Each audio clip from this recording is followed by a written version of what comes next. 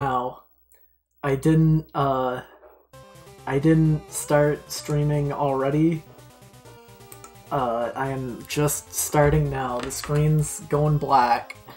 The screen's going black because I haven't touched the controller in a bit. Should I change it to definitive? I don't really want to change it to definitive because the definitive one doesn't have like a Twitch icon, and I don't care. So there's no Twitch icon. Okay. I don't know how to start this really, because I don't like this game. Never have. Frig off, Johns. You don't pay my sub. Subscribe right now and I'll change it. And if someone else subscribes, I'll change it back. This is a joke stream. I've tricked you. We're actually playing Hatsune Miku Logic Paint S. You've fallen for my trap yet again. I've tricked you all. Now you must watch Picross. No, I'm double joking. I'm not subjecting anyone to watch Picross because I have to actually play Tako, unfortunately. I just wanted to like restart. I want to talk about the game before I like get onto the game because oh no, I have to change it.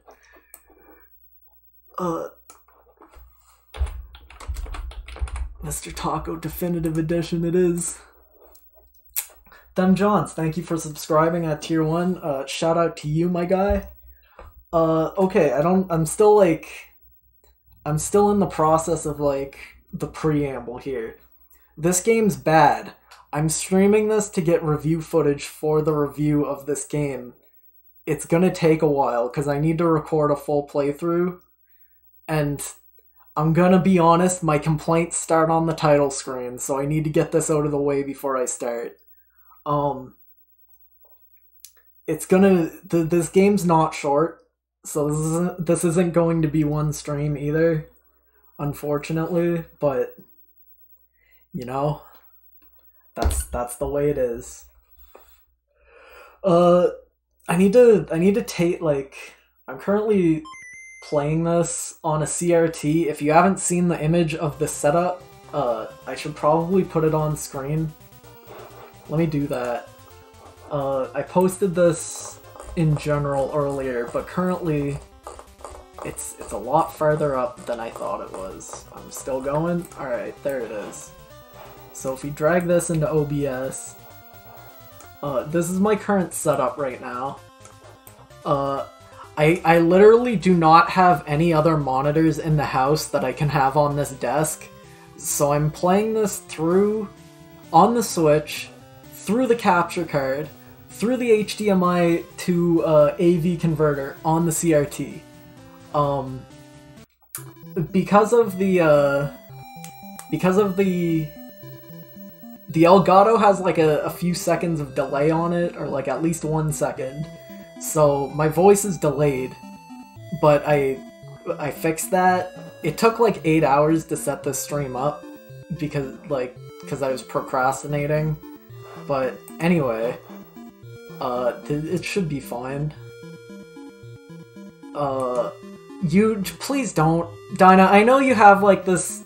You have like a thing where you just love video games, and you don't support this game. It's not worth your money. You can spend money on so much better things than Save Me, Mr. Tako. It's not. You should wait until the review's out, because I have some choice things to say about this video game and how it's a failure on all accounts. But like I said, I'm playing this on a CRT. So it is sped up on my end. Anyway, complaint number 1. There's no pixel perfect mode on this game. You're making a Game Boy throwback game, and there's no look at the font, right? Look how shittily, like, look at play. Look at how the like left side of the circle on the A is like 2 pixels wide, and then the right side is like 1 pixel wide. this isn't just the font, it's just easier to see on the font. It extends to like the whole game's visuals. To be honest, if you're making a game that has like a pixel art style, it's very clearly what it's supposed to be. Why, like, you're painting a failure on the title screen, which is why I'm bringing it up immediately. You can change it to like a few screen modes. I'm gonna be playing it in this one just because I think the border looks the nicest. It doesn't change, like, even if you put it in full screen, the font, like, it's not pixel perfect there either. It's not good. The, one thing, I like the borders a lot more in this version. The one nice thing I can say about the Definitive Edition, it's got nice borders. That's it. That's really all I have to say about it. I like the borders more. You can throw a shitty grid on there if you want your fake pixel perfect fake pixels to be outlined. Looks bad. So I'm not doing that. There's different palettes. I'm playing this on a CRT. Like, most of these look fine on like a real TV. But most of these look terrible on a CRT. This is the only one that looks like tolerable. But I'm just gonna leave it on auto, so when it gets to like a bad one, that's life. They have like, there's a lot of music in this game, which I didn't realize.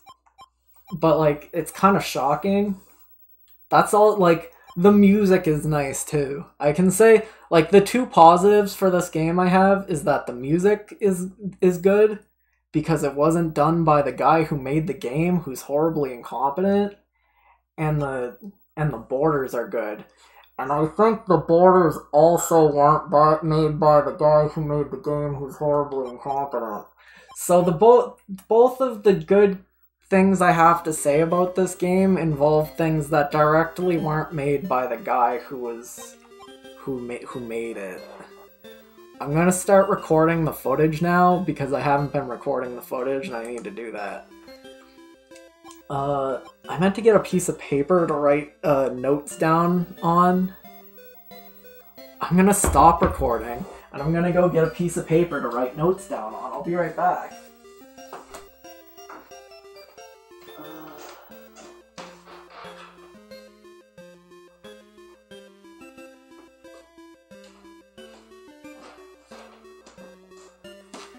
Probably gonna sound really bad when I write notes on the desk because the audio's kind of bad, but that's okay. Let's take. I have a lot of scrap paper in this drawer. Let's use this one. Cause I need to like timestamp things. In my footage, I need to be able to be able to cross-check footage later, so that's important. You can tell I'm putting off playing this as long as I possibly can, because I don't want to play this, because it's bad.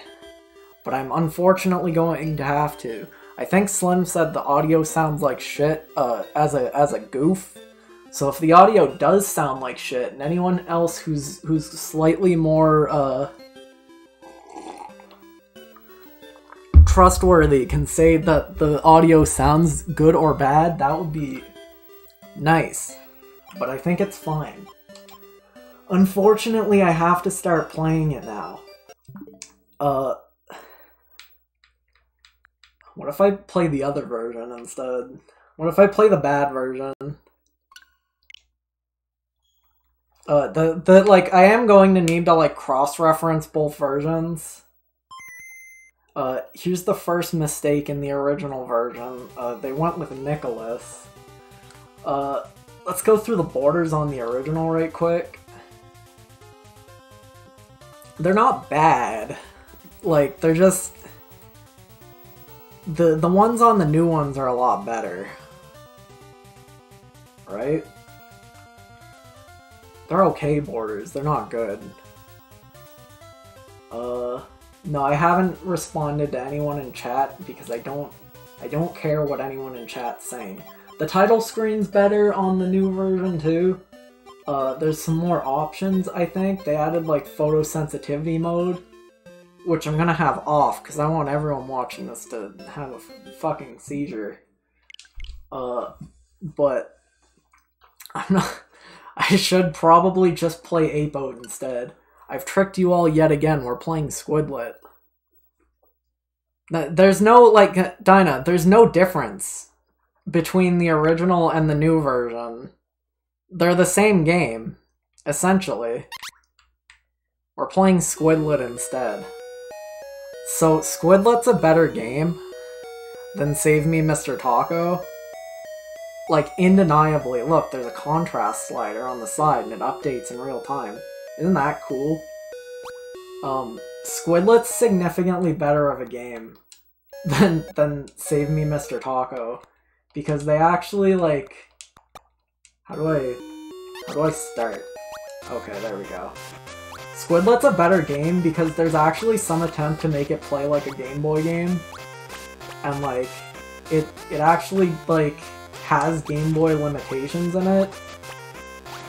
And it just plays better in general. Like, Squidlet stays on the ground until you tell him to leave, which is an issue we'll cover in Tako in due time.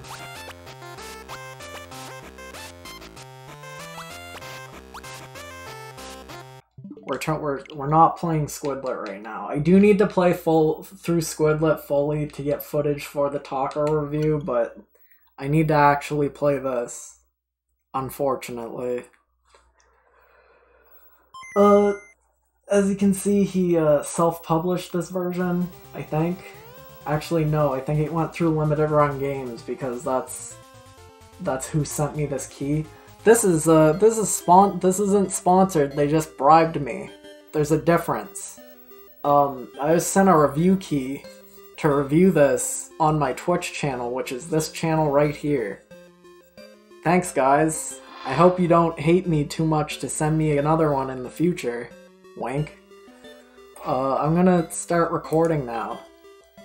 I just want to look through the menu, because I want to get footage of looking through the menu. I want to look through the controls.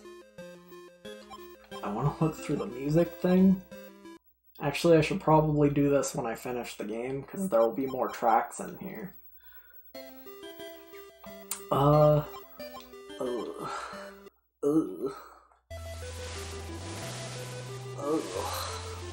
The screen would have said Nicholas originally.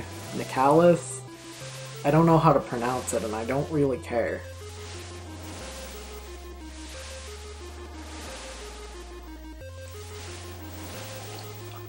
I really hope we find this island soon. We need to get the princess to its temple.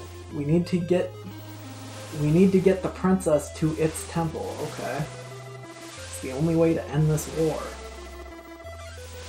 I just want to go home. This storm is scary.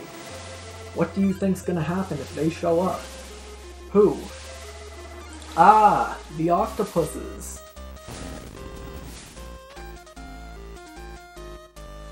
Oh, I'm playing now. Oh god, it's all coming back to me. Oh, okay. Alright.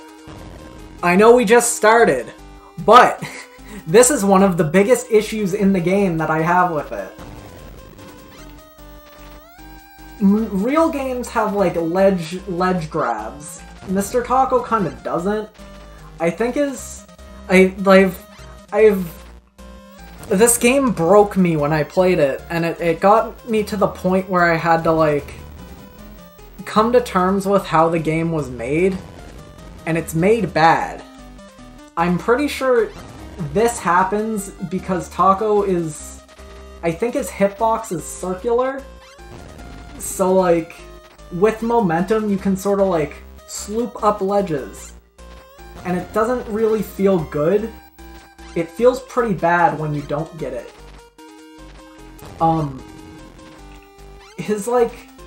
his jump height's like momentum based too, a little bit. So like sometimes you can make jumps like this, sometimes you can't. It really just comes down to like the engine. The like, oh god, the I just want to like walk back and forth. We'll get. I have so many issues that I need to like talk about, but I now's not the time because I just started. But like, we'll get to a big one later. There's no coyote frames at all whatsoever. If you're not touching the ground, you're not jumping, which has an issue we'll get to. Camera's pretty bad. You may have won this battle, but it's just the beginning of the war. I swear we will avenge this attack on my honor and my royal name, Muriel. I can't believe they're dead. Well, as you can see, Mr. Tako is a good guy, so he saved the woman. Because he is a good guy.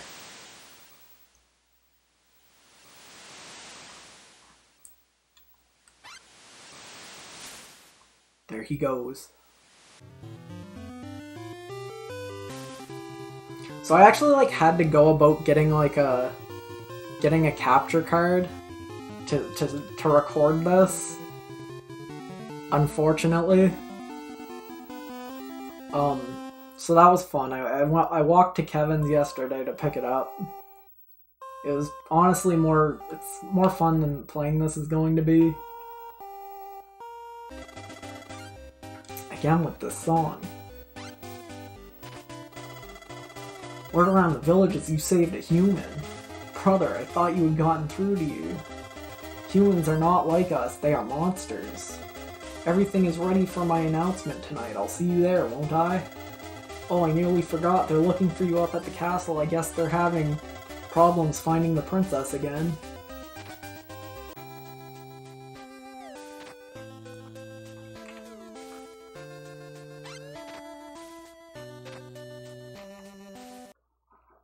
Okay, well. Now I actually have to play the game, unfortunately.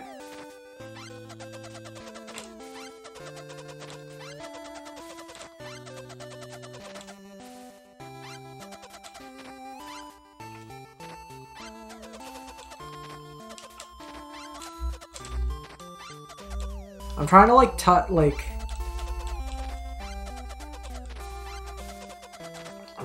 test out some like weird quirks of the yeah, you saw it there. I saw it there for a second. I don't know if anyone else did. The occasionally when you're shooting, your like momentum in the air will get reset, and it doesn't feel good. Feels pretty bad. I actually I kind of want to go back to like the old version and test out. I need to feel and see if it's see if they fixed anything. I don't think they did. I'm pretty sure the engine itself is gonna be like entirely unchanged. This is spoilers for about the halfway or the 34% waypoint, I guess.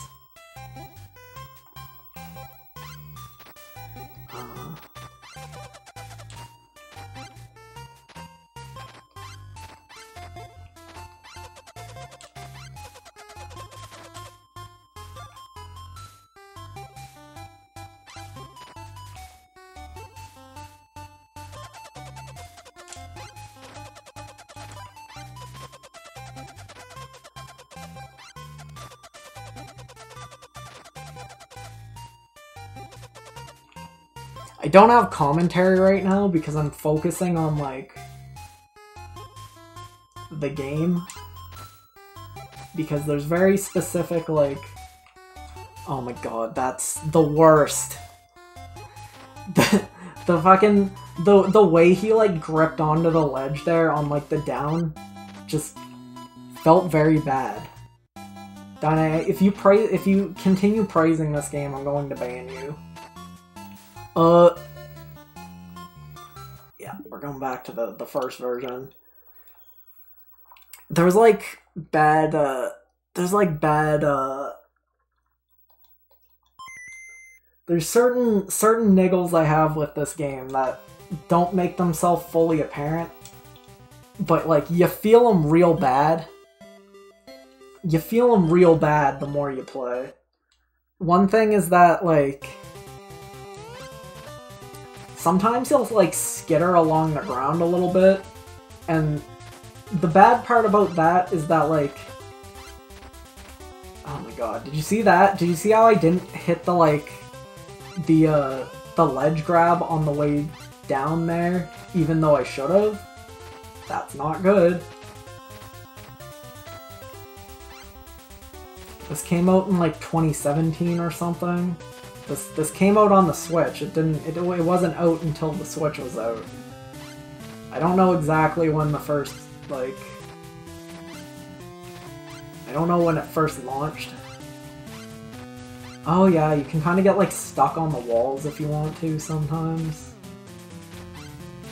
The ledge grab's really one of like my bigger complaints because it just feels bad. Like a good game would have like a ka-chunk onto the ledge and like then you would pull yourself up, but it doesn't have that. So like you go up a ledge sometimes, but sometimes you don't. Another issue, the tiles aren't tiling correctly. Like here, I don't know, like this isn't, it doesn't look intentional. It might be intentional, but like that's not how it should look. A lot of these are like nitpicks, but it gets to the point where like you can't hand wave every part of a game. And like the things that might be decent here, just like they don't overwrite how many like bads there are to the game. I think you can like shoot these? No, you can't. I don't know what the point of this house is. There's a lot of like side quests in this game, and I don't think I'm going to do most of them because I don't care. There's a lot of words in the game too.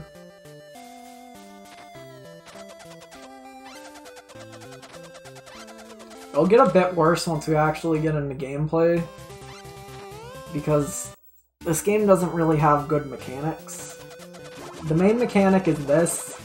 You can ink up enemies and now you can stand on them, and that's it. You can't really kill enemies. I think you might be able to get certain hats that let you kill enemies, but I don't have any at the moment. Oh, I think I also started on like the... Am I on the right version? I wasn't sure for a sec. A big problem with the original release is that there were very bad checkpoints, and you would also, like, if you game overed, I think you would spawn with 3 lives, maybe even less. They changed that in this version, and you can actually start with like 10 lives, which is a lot more reasonable. I think in the original version, they also made it so you can only have 9 lives, but they removed the live counter, which is also good. Okay. I keep seeing, like, bits of the engine that I want to pull apart, and, like...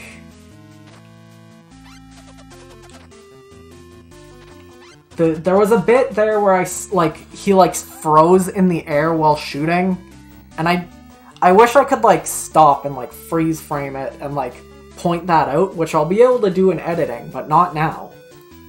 But, like... Yeah. It just... I think occasionally he'll, like... I think the act of, like, changing out the shoot is, like... Changing out his sprites probably resets his momentum sometimes when he's shooting. I think.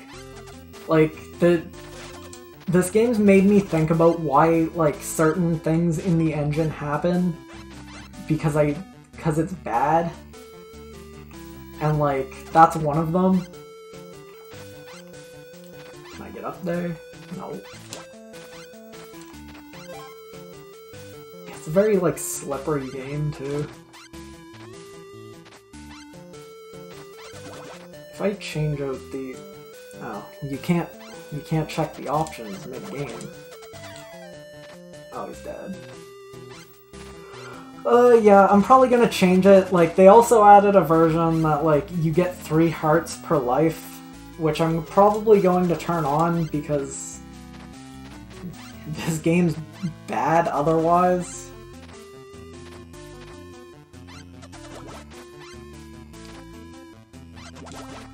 There's usually, like, stuff hidden up here, but it's ultimately never very important. I did it, I won. So it's like Kirby style, where you beat a level and you're rewarded with another level. Unfortunately, none of them are ever good. 100 gems gets you a life, which are represented by feathers for some reason. Don't know. They're probably phoenix feathers.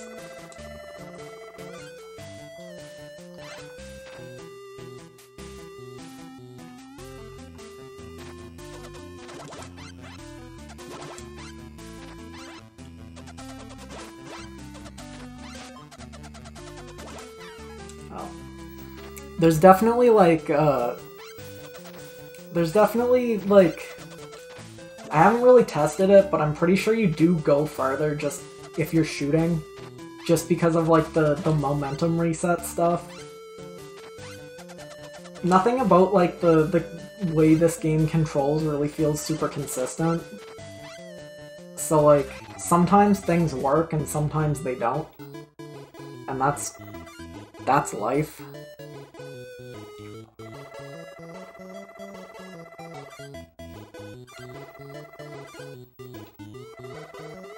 This is the Hat Raccoon. He lets you change your hats. I don't know if he's a raccoon, but he kind of looks like one sometimes. I bet I can get up there and get some gems I don't need.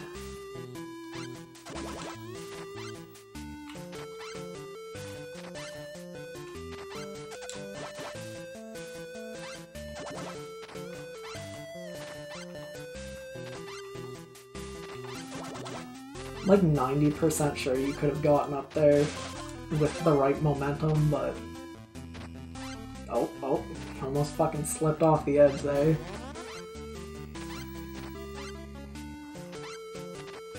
There's like ink refills too, which is unusual because it also comes back just naturally over time. I'm not really sure why it's designed like that.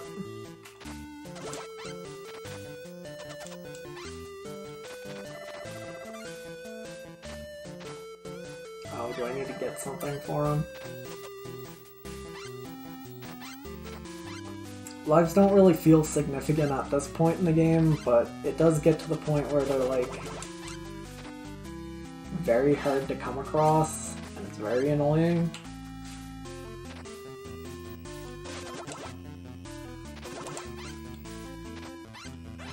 I wish, like, the ink never feels, like, good, either, because it's sort of, like shoved, like, that doesn't feel good.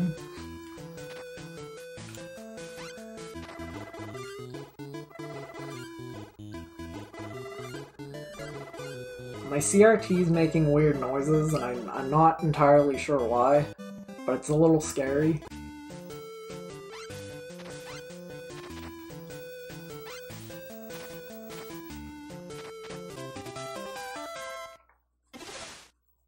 So, like, I know this game doesn't seem terrible yet, but it do get there. Occasionally it throws, like, cities at you, and there's a lot of NPCs, and occasionally side quests, and none of them really matter.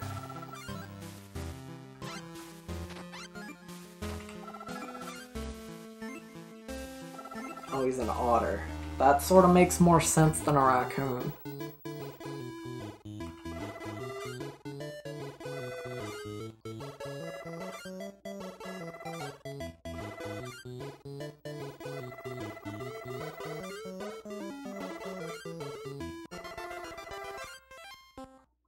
Okay, so this is the first example of a hat in the game. By wearing this, you are able to take an extra hit. I think literally every hat in the game also does that. And that's it. But like, the thing with the hats is that like, you might think they're like the main mechanical conceit of the game, but they never really matter. A lot of them change parts of your moveset, I say in quotations, because you don't really have much of a moveset.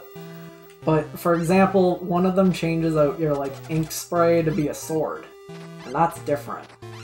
But like, it's never really useful because they can't design levels around it, since you lose hats in one hit, and you have to come back to town to get hats. So most of the time you're never going to have a hat equipped. You can stock a second hat, kind of like in Super Mario World. And that's like, that's okay for if you do need a hat, but like, the very occasional times the game expects you to have hats, it's like, it's just more of a hassle than anything.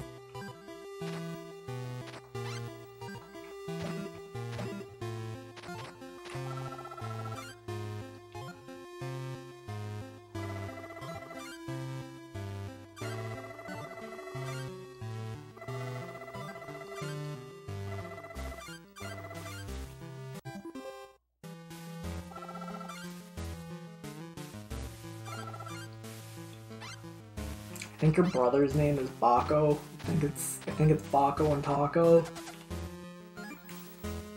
Did I go in here already? No, I didn't.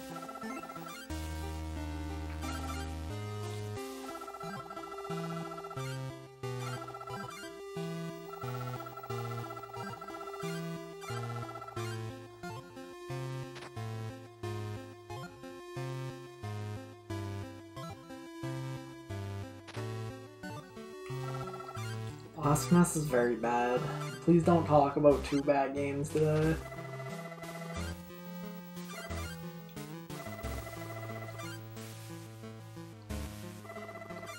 Oh, yes. A very good, a nice side quest. Very cool. Oh, this is the difficulty change, like, room. Okay, yeah, so, this is how the game launched. You're only allowed to have 9 lives, and I think you respawn with, like, 3. I'm gonna switch on to classic difficulty for now, just to... Excuse me? Okay, I guess that sends you back to the menu for some reason. So, as you can see, that took away the other 3 lives I had. And apparently also my hat. So I guess I have to go get that again, which is very cool. If I was making this game, I think I would probably have made it so that you can just have a hat, like, inventory on hand. Or maybe you can, like, choose them before each level. But as it stands, it's kind of just, like... It's kind of just there. It's not really a mechanic that adds anything. So yeah, I'll probably turn it, like, to, I think the only difference between classic and normal is that you can hold more lives and you start with more lives from a continue. I'm probably gonna switch it on to heart mode eventually because this game gets really, really, really bad eventually. It's kind of bad right now, but,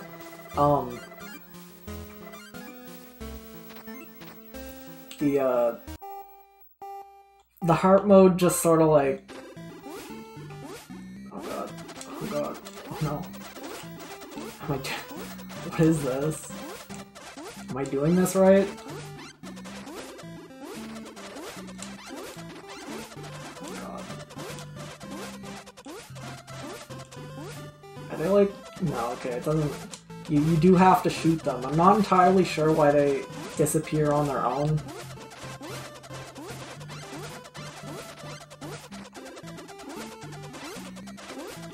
many do you want me to get for a reward?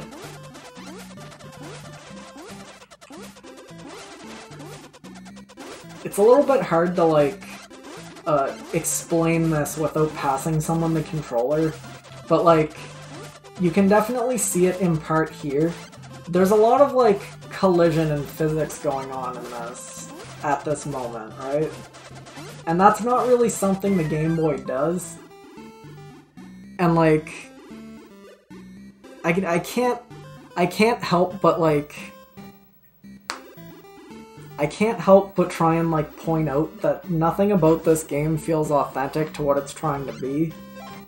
Oh, good, I got another life for that. It just feels, like, modern and mediocre and not very good. And, like, I don't know why... There's something you can say about games that are trying to be, like, retro throwback games. Shovel Knight's a good example, because Shovel Knight is, like... Shovel Knight's clearly inspired by, like, an NES game, but it's not being held back with NES limitations, because it's sort of trying to be more than that. And that's okay. It's good to be, like, inspired, but not held back. But if you do wanna like put the effort in to make a game that plays under the limitations of the hardware, that's pretty cool. But Mr. Tako doesn't do that, which makes it incredibly frustrating when there's so many reviews of the game that are like, oh, it's just like a Game Boy game. It's just like playing a Game Boy Classic, and it's like, you've never touched a fucking Game Boy game in your goddamn life. Are you an idiot? Nothing about this really feels the way a Game Boy game does. It just feels bad, which I don't think it's unreasonable to say. But, like, just the idea that, like, a game, it neither needs to be good or needs to be, like, it doesn't need to sell itself on anything besides the idea of being a game inspired by something people like. Where it's... Okay, there we go. So you can get hats at any checkpoints too. It's not though, because it's bad. In playing a Game Boy game in your imagination, you would assume you would play it good though. Which is like, it's a little frustrating when you play this and like Mr. Tako sort of like skitters around and like falls. He sort of like floops around off ledges and skitters off the ground. Cause like, I wouldn't imagine playing a Game Boy game would feel bad. But it does. Like, I would imagine a Game Boy game would feel bad, but there's a difference in like how it feels bad authentically and how it feels bad because it's made poorly. And the idea there that like Game Boy games didn't feel bad because they were bad like Game Maker games and were made poorly like that. They're bad because of the limitations of the hardware, and like there's weird, like if you boot up Mario Land 1, it feels kind of weird. Mario falls really fast. Like, everything about that game is a little bit strange because of the hardware it's on, and like just because of that, it's like this doesn't feel like that. This just feels bad. There's a thing that happens sometimes where like Tako will skitter off of the ground, like while you're walking. And my running theory for that is that sometimes in between frames he'll clip into the ground a little bit, and he'll get pushed out of the ground after that. Because I've made bad platformers before, and normally like the way you'll program collision is that it's like, if an entity is inside of a box... Okay, no, Dinah, that's the thing. If this game was incredibly authentic, like if this game felt incredibly authentic to a Game Boy game, like, you can tell they put the effort in to make it feel bad in a way that feels authentic to the Game Boy, I would probably have no issues with it. But as it stands, this feels like a game where no one put any effort in at all. The musician did. Whoever drew the borders kind of did. But, like, nothing on the gameplay side feels like there was, like, reasonable effort put into it. Because at least, the reason I was talking about, like, the reason I think Squidlet's a better game is because Squidlet doesn't go as far at all. Squidlet's a game you can beat in like 40 minutes. But on the like page, on the eShop page for Squidlet,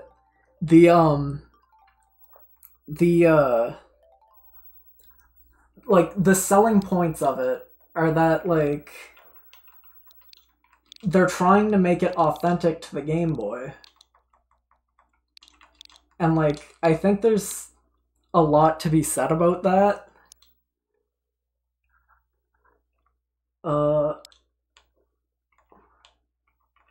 Squidlet does everything it can to be as accurate to Game Boy hardware as possible, including no more than 10 8-pixel wide sprites in a line, no more than 40 sprites at any time, 4 sound channels, all sounds were made with real Game Boy systems, 160 by 144 resolution, and 4 shades. And it's like,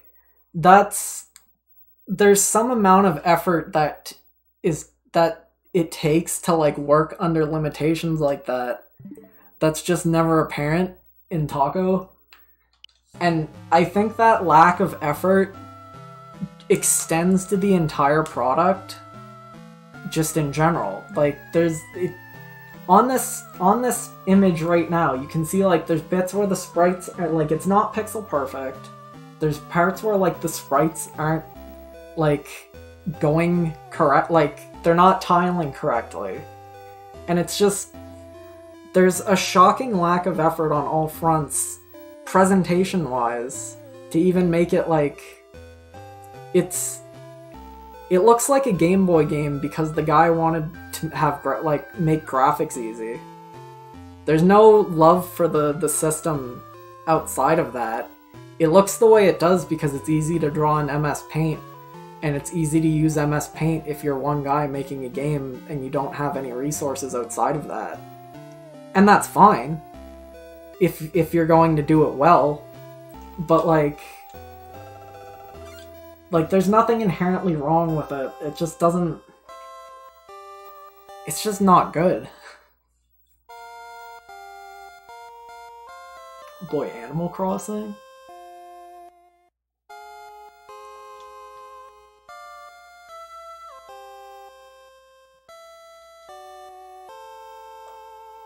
I kind of wish I had my, I don't really have a way to, like, capture, if I could play, like, Game Boy games right now, I would like to, like, boot up, like, Wario Land 2 or something. Like, an actual, like, decent, good Game Boy game. And just, did you see him, like, hang in the air there? When I was falling and shooting? I hate it. It's not good.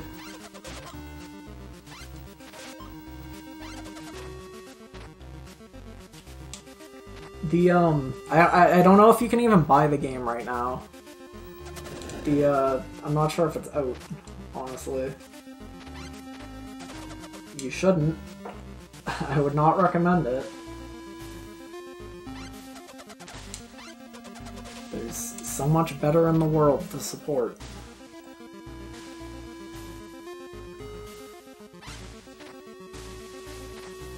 I think we're supposed to go this way for now.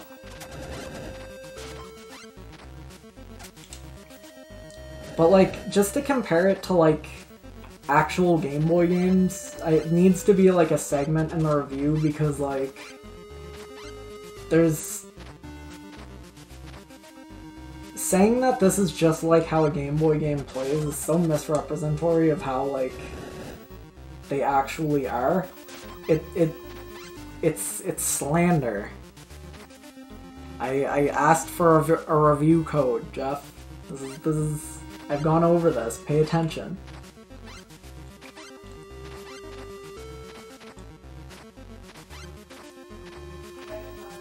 Night.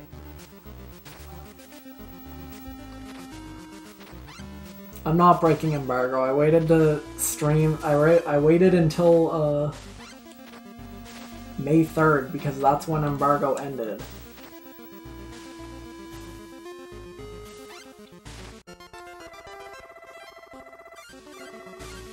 Okay, so here's a hat.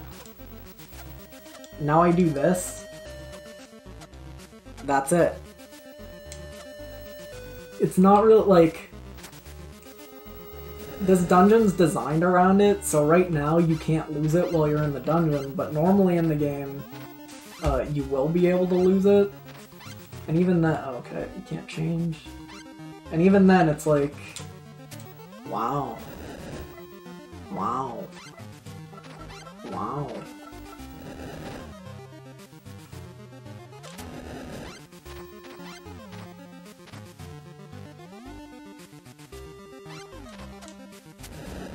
Crazy.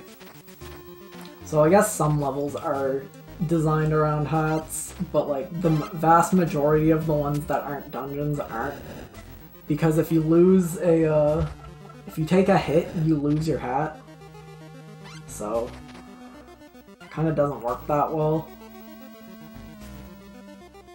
on the level-to-level basis.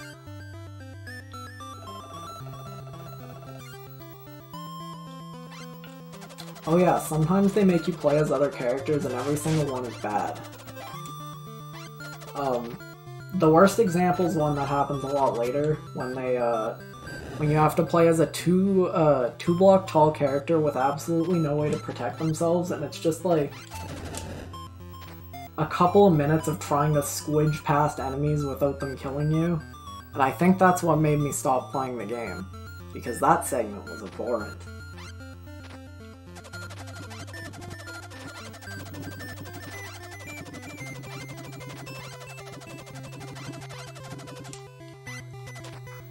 This is clearly not the right thing to do. What's up there? Incredible.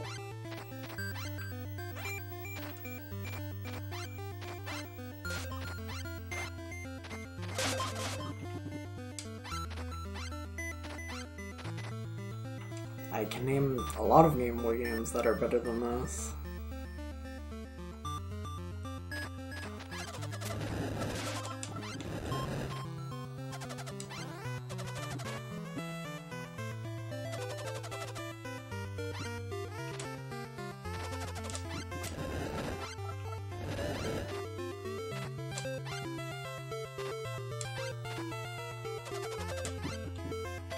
This is really good.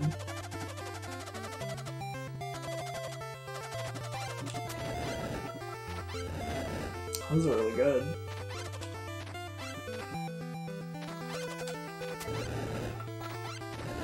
Awesome.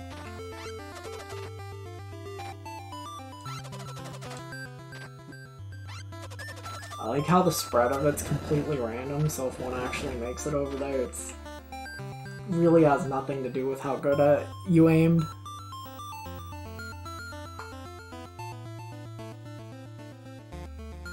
The physics really are kind of like the biggest issue, because it's just like it just doesn't feel good.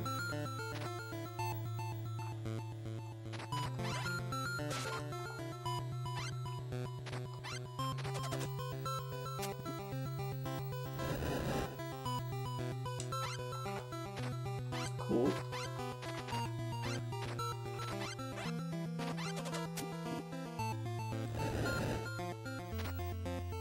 This is what those in the industry like to call a puzzle. Oh no, I'm dead. I wonder if I have to hit that again. No, I don't. That's shocking.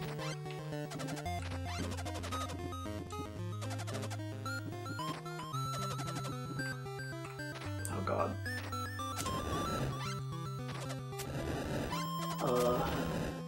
I'm not entirely sure which of these I want to hit. Alright, that seemed to be right.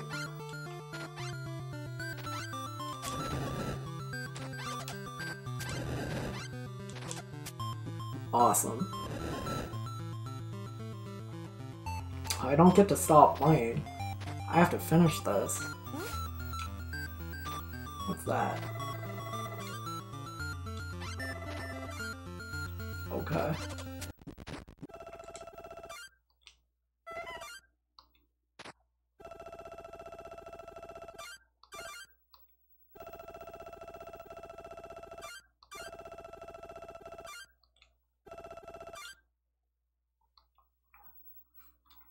So cool. I'm pretty sure this is a boss fight.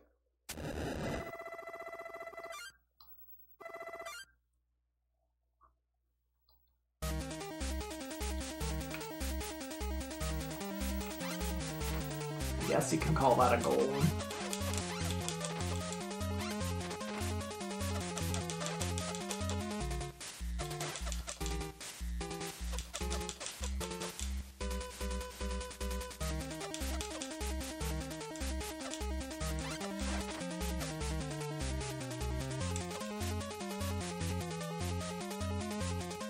Kinda out of ammo, so I just have to wait for a while.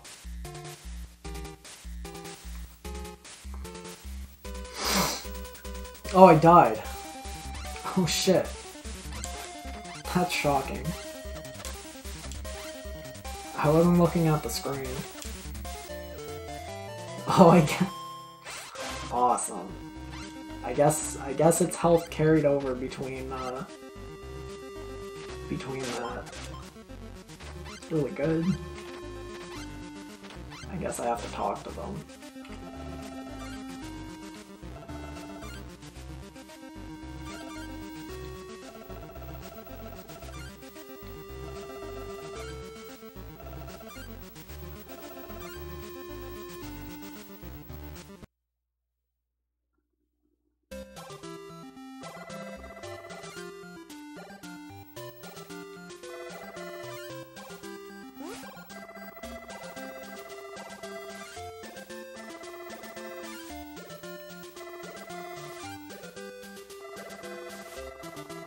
I can't tell who's talking, because there's no...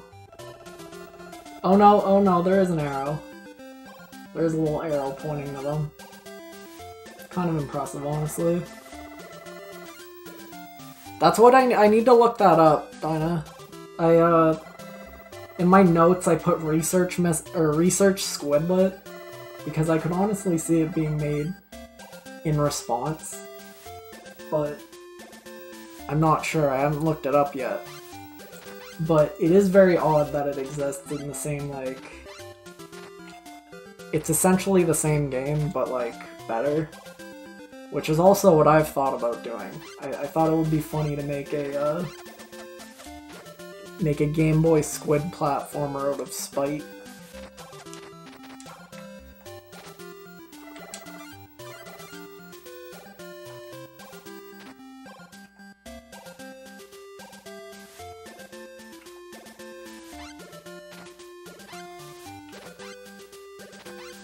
No, they would have to be a squid or it doesn't capture the same market.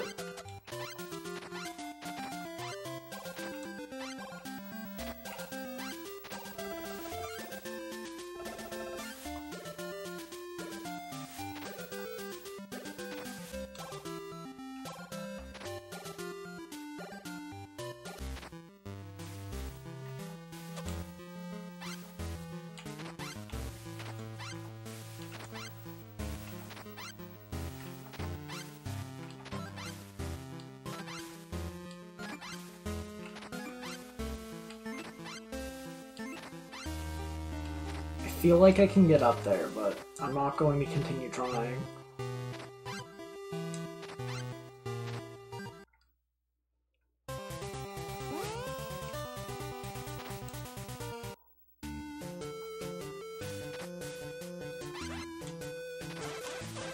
So yeah, as you can see, even though I have a different, like, power-up now, it still just inks the enemies. I don't think you can kill enemies in this game, full stop. I just actually don't think that's, like, a thing. And as you can see, one hit and the power-up is gone. That happens with every power-up. I got a cute ribbon now, that's good.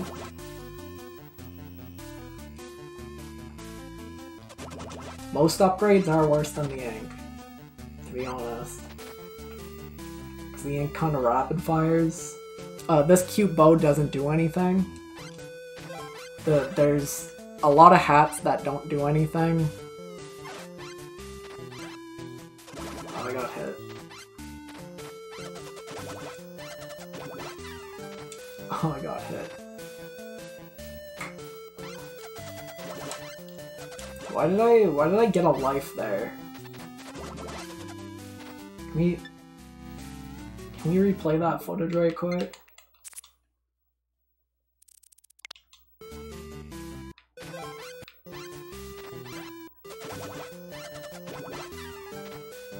Oh, that's interesting. You can have 9 lives plus 1. Interesting.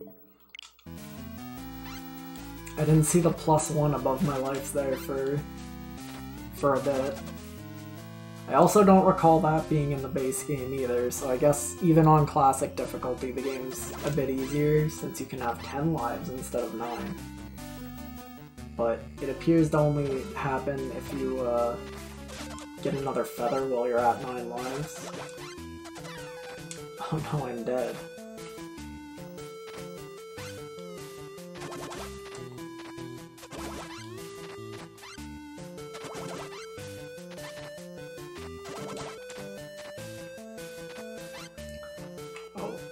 Oh no, I'm dead.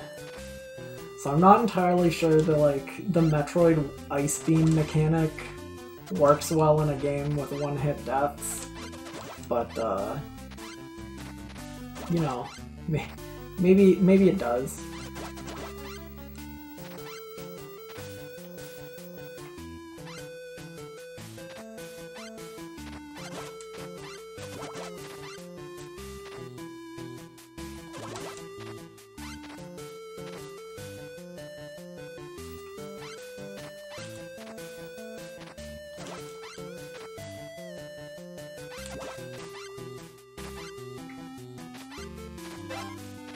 Most of the time when you can go over platforms, it's just to get gems, occasionally lives, but gems are also lives anyway, so it's basically the same thing. Okay.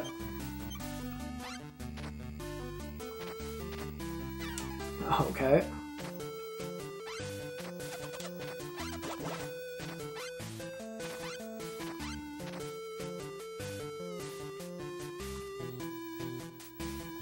Go with that border.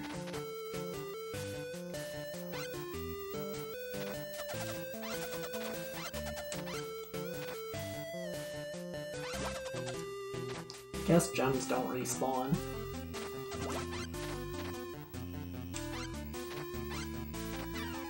Oh. Okay, I guess you have to wait for that to go down before you can go under that. Pretty cool, pretty interesting. Alright, I'll wait.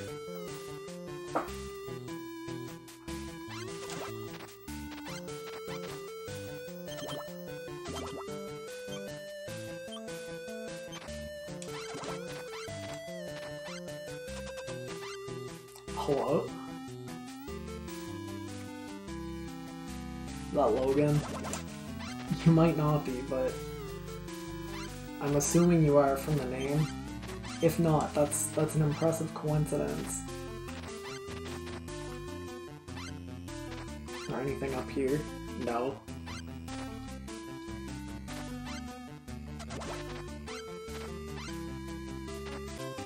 Awesome.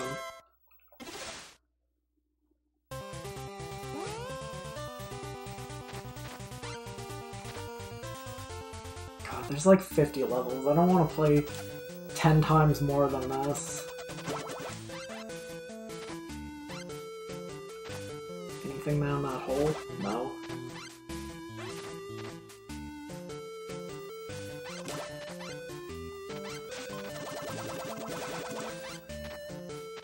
I like how enemies kind of clip through each other when you do that. That's pretty Game Boy. It's not.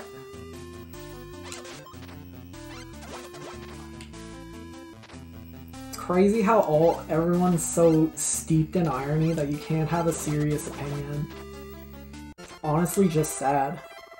Grow up.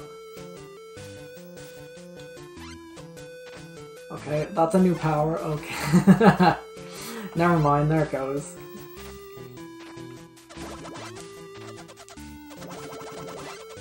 Like I said, you can get new power-ups sometimes, but they're usually not very useful because you lose them in one hit, and they're all just, every single one is just a variation of, like, shooting anyway. I guess you can't ledge grip while you're, shooting, so that's good.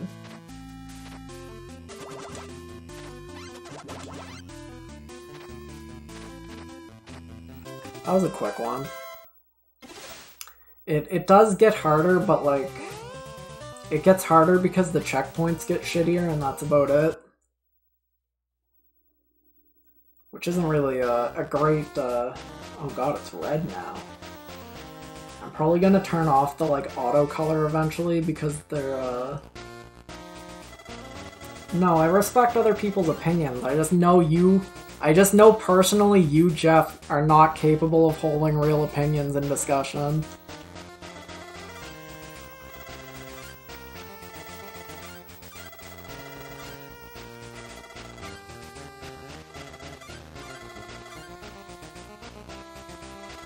You would rather take a stance that enrages people. I mean, I guess I do that too, I just have more respect for the video games I play.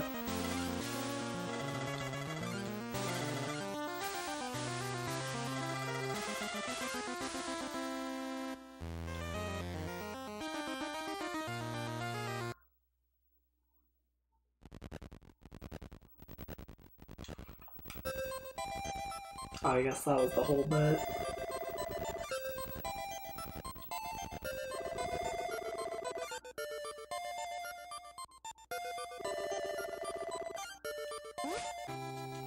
Oh boy, I can't wait to go to the fairy's cave.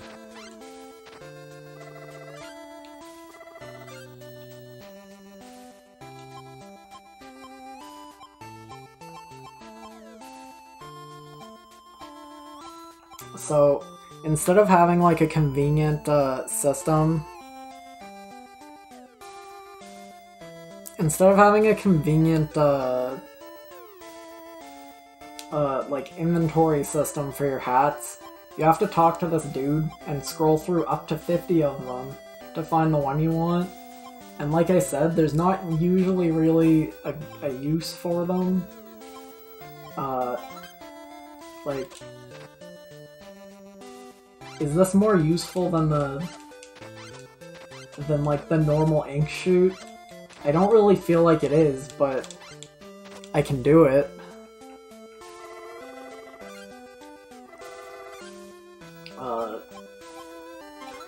You can hold up to 2 hats, which is, it's a mechanic.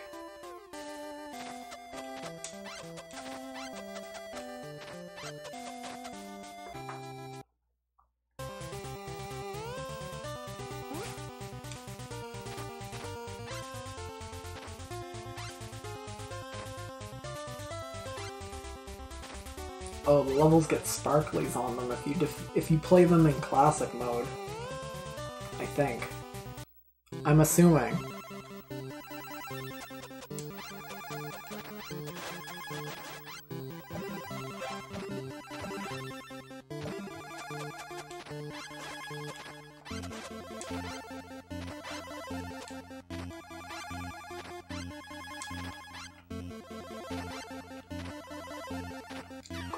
Cool. I think I got like hooked on the edge of the moving fish there.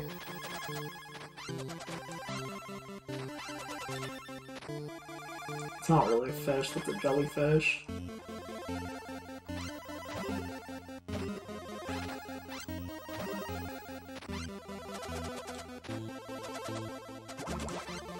the hat system kind of has like the same issue that like I think Balan Wonderworld has, where like they wanted a big number, so they did like they were like, oh, we have 80 things, and it sure does have 80 things, but like those things are never like used mechanically in the game because there's no way to build levels around them meaningfully if you can't guarantee you have them at all times. So like, the hat system essentially might as well not exist because it can never be built around.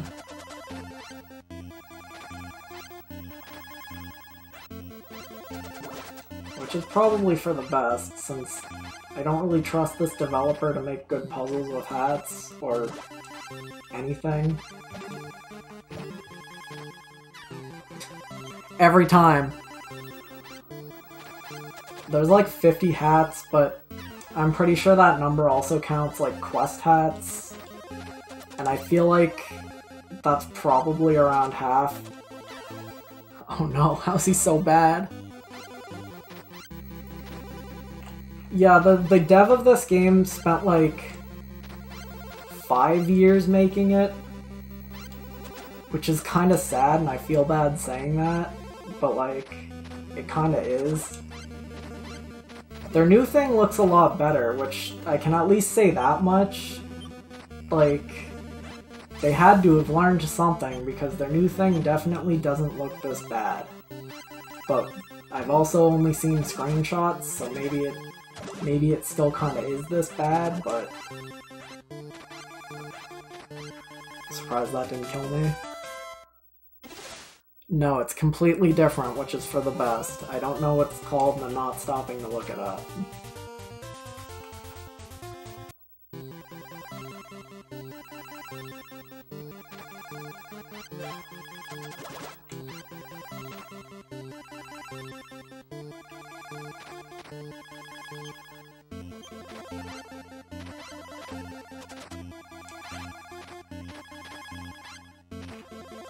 I realized I'm doing this to like get footage of me playing all the levels, but at the same time I don't think I'm really going to have anything meaningful to say about all the levels. There's just like specific bad ones which are the problems.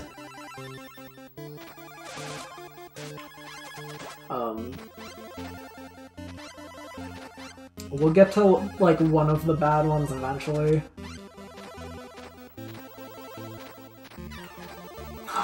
Okay. I hope it makes me push it.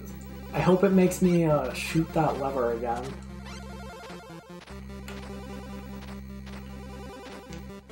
Crazy.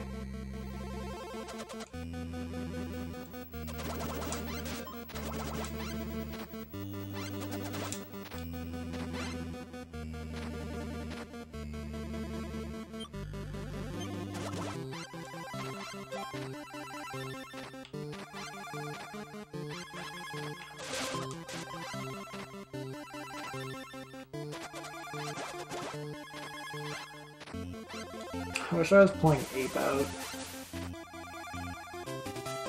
I won. There's nothing that there's less than a sentence to say about most stages. There's like not every stage doesn't have something to say about it. It's just like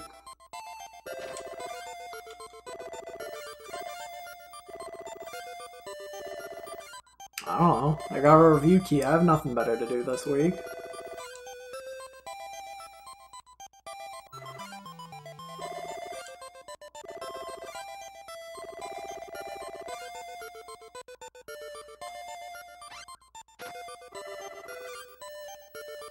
Okay. I'm not obligated to review it. I don't think. I mean, like, they sent it to me on the basis of me streaming it, I think, which I'm doing. And in that case, my review is that it's not very good. There you go, guys. But I'd like to do like a longer form sort of meme. Uh-oh. To like just because I think it's interesting to get the ideas out there, and I'd like to, like... I have a few points I want to talk on, but nothing super important, really.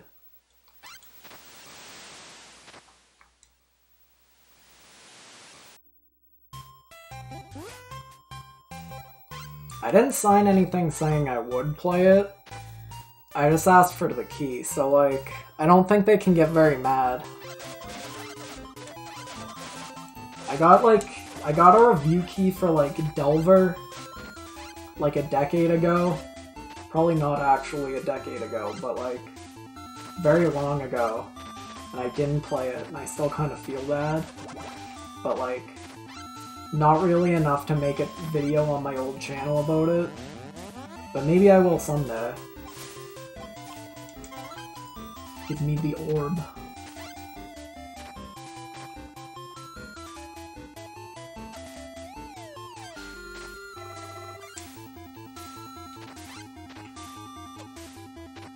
There's like occasionally bits and levels like this with things that are obviously like... That chest has like a hat. There's probably a hat in there, but I don't know how to open this door. And I don't really care enough to come back later to figure out how to open this door. So I'm just probably never going to like find what's in there. Because I don't really intend to do every side quest. I mean, like, I'll do whatever ones I actually run into, but I have no intention to, like, 100% the game fully. I'd like to play every level, because it would be nice to form opinions on the game as a whole. Because around 34% through the game, clearly, is when I, stopped liking it and deleted it, according to my old save file.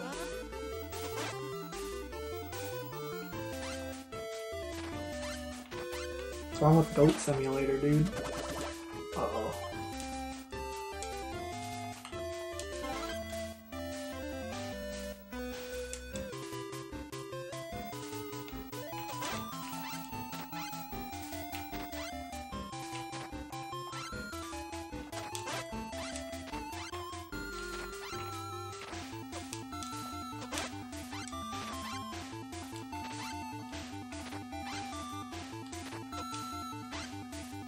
I guess I'll never get up there.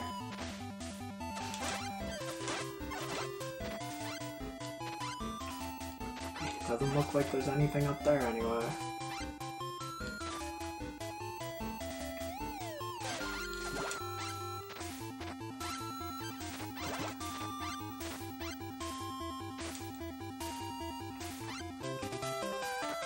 Okay. It freaks me out too. I can't stop it, it's how the game's designed.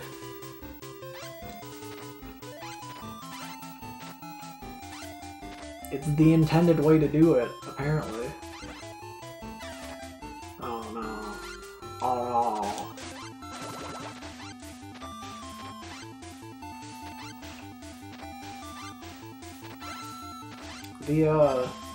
Oh, okay, yeah, sure. One thing that would be nice is if the game gave you like a hat select at the start of the level. You get them at checkpoints, but it's not really super useful to get one like halfway through every level, as opposed to like at the start. It's not like the hats are that useful in the first place, but they are an extra hit, so... Get fucked, Pelican.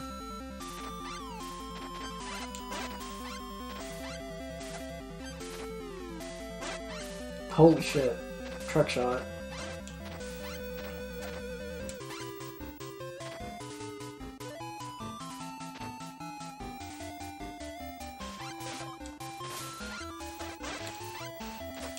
This one almost has like a bit more utility because it shoots the ball out above your head. What do pelicans do? I feel like they shoot. Okay, yeah, they shoot at you.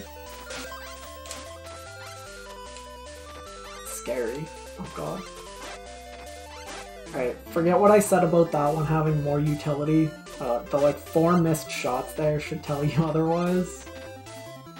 Though it did go down good, so I could jump on that bird.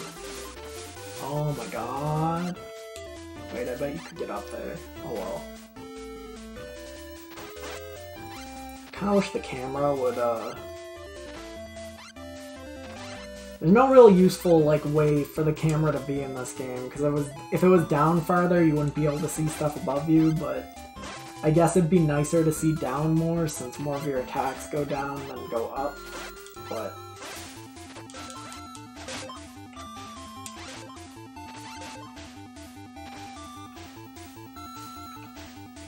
It's a little bit annoying to have to stop whenever you want to look down, but...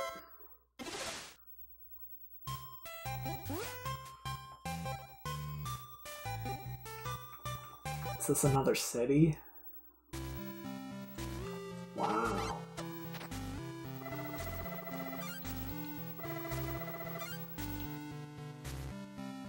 It's just like Shovel Knight.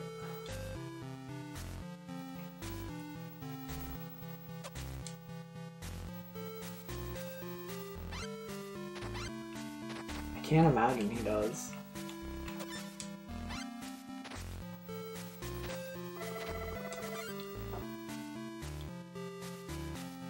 Okay.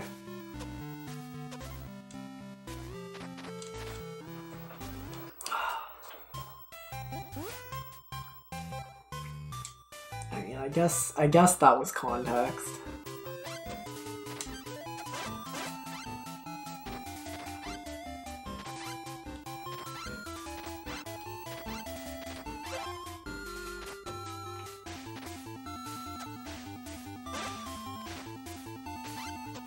The range on the ball's oiliness is at least, or ink is at least, kind of generous.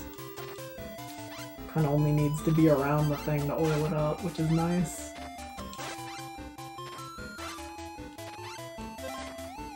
I like how you can't see the birds before they like start approaching you most of the time. That's unfortunate.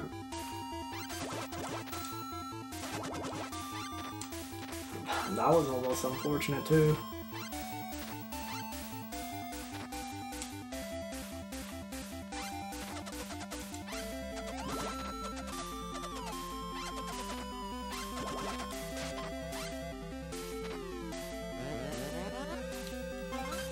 I'm just gonna keep using the ball because it's kind of funny, I guess.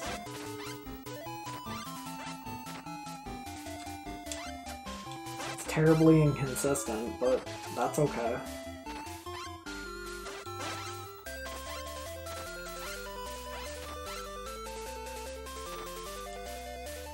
I should really change the palette because this yellow's really gross, but I don't know, this is the artistic, this is the intended look of this level apparently. I also don't think you can like re-ink stuff like while they're yeah, you can't, so that's good.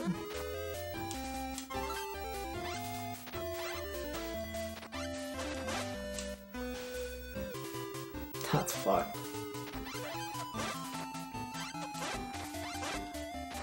I guess maybe that's how you're intended to kill enemies. Alright, I guess I'm not getting up there. Never mind, you can go backwards. Incredible.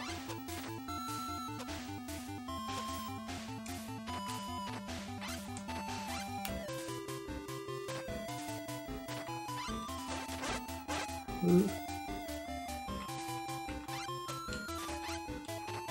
I was saying earlier, there's like, you can sort of like plot out a line with games like this and Shovel Knight and Squidlet, where there's like an intent between like accuracy and like just reminiscence.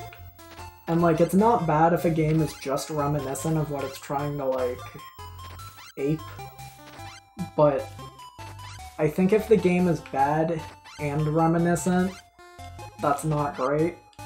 Shovel Knight gets a good pass because it's very good, so it doesn't really need to be accurate. But if a game's super accurate and it's not that great because of it, I think I'm more willing to give it a pass on that because there's intent behind it. And I think in general I just respect the intent of it more than like the execution. But there's not really any intent with this game to be accurate.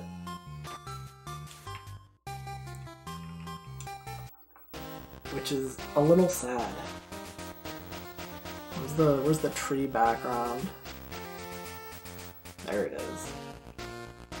They automatically change the palettes, but they don't automatically change the backgrounds, which is a little annoying.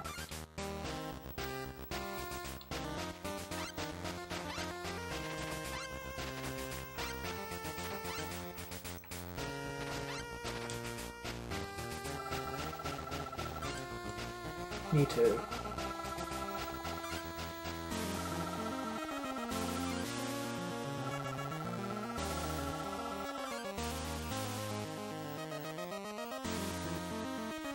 Is that true?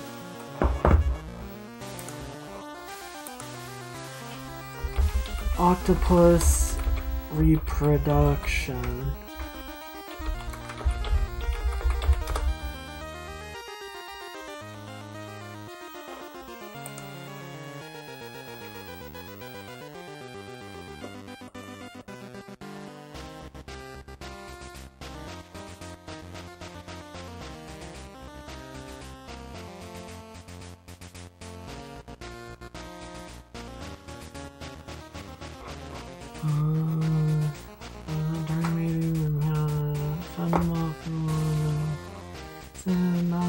Inserting the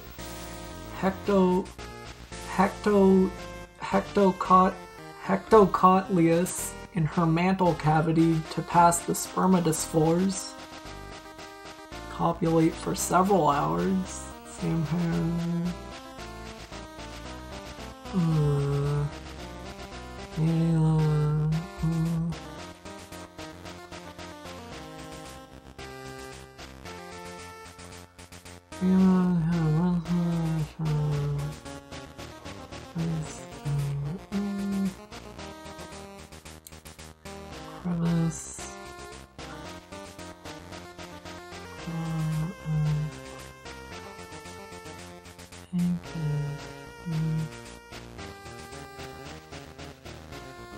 As a rule, females die shortly after the hatching of the last embryos after losing 1/3 of their pre-spawning weight.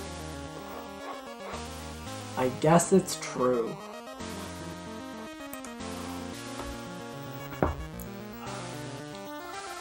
To some extent. I don't think the dudes die, but maybe I kinda only skimmed. I was only a little bit invested in octopus reproduction cycles.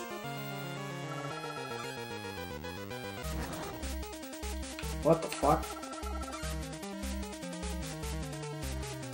Okay, I guess we're fighting a bird.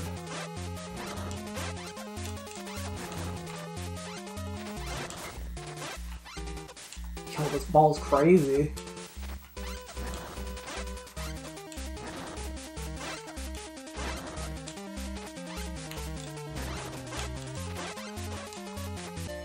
Awesome.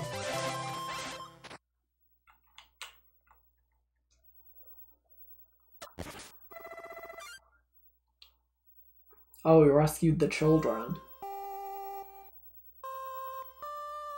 That's so cool.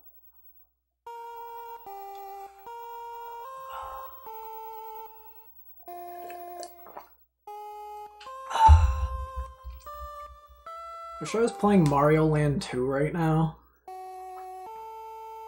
I don't really have any good way to record a video of Game Boy games. Like, I could boot up an emulator, but I don't have one installed, so I can't.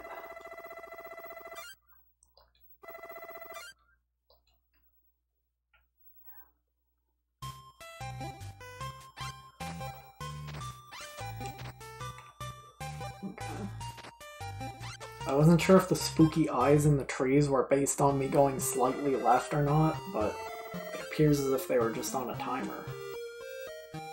That person there who just showed up under the tree, that's the one on the side there. They're the same character as the one on the border. See that one right there? I think she's on other borders too, but I don't know. I don't remember if that character and that character are the same character. They might be, they might not be, I don't remember. I don't know who any of these characters are. I guess I recognize the... Are those the same character? It's kind of weird if they are, because they're both on the stickers. It's interesting. They're consistently depicted as two different characters, so I'm going to assume they are two different characters, but I might be wrong.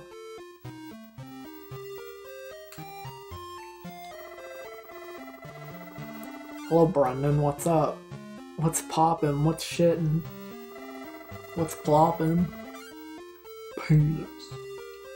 Alright gamers, you heard it right. We only need 1, 2, 3, 4. We only need 12 more subscribers this stream and I can get another emote, so... I don't know, dude. Find your Twitch Prime, tell your friends, ask your mom. That's what I do. That's where one of my subs comes from. Just get those subs, people. We need them. I need that emote so much more than you do.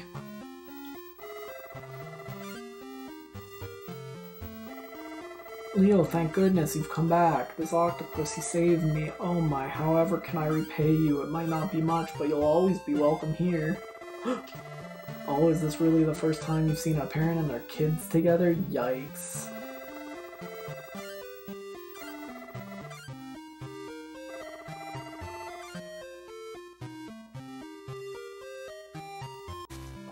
I need to find treasure at the beach. I need to.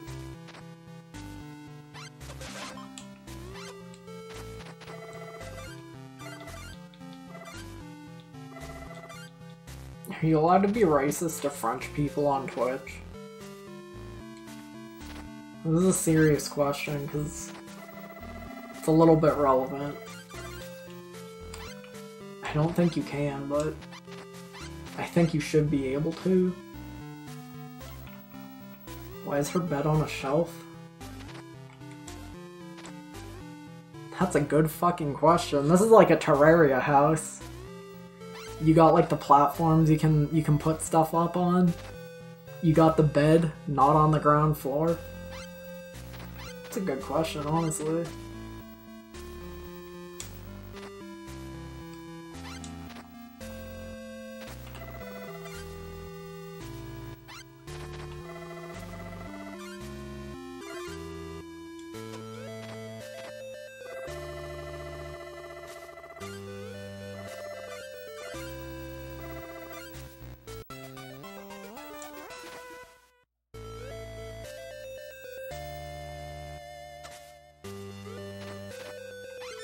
What about people with wheelchairs?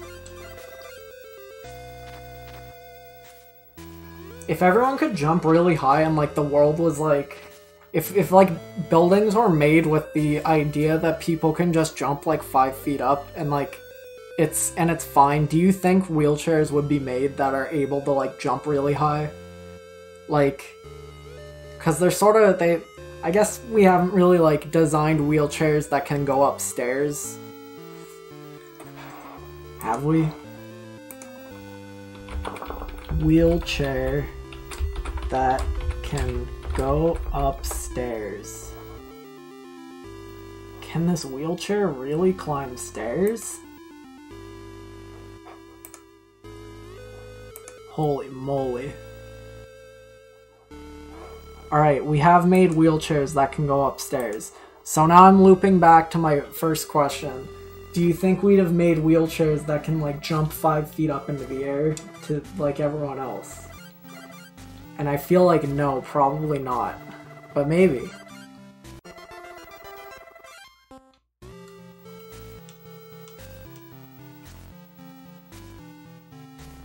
So this is another ink power. This makes flowers on the ground. behind you. It's one of the least effective ones. Oh, wait, I don't even have to push buttons to it just does that. I don't actually know if this damages enemies or not. I have no idea.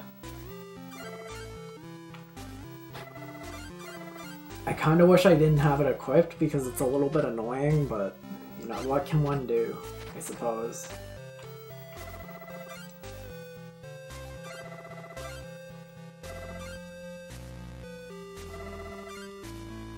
I sure am glad all the townsfolk have accepted me as one of them now, despite me only having talked to like one of the people, but I guess that's okay.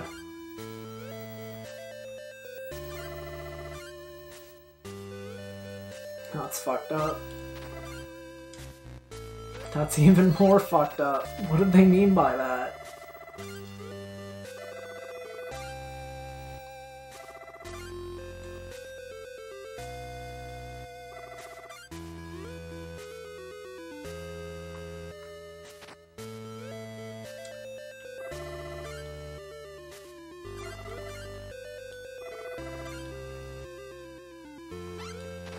Religion in my game? I wish I was doing anything but this.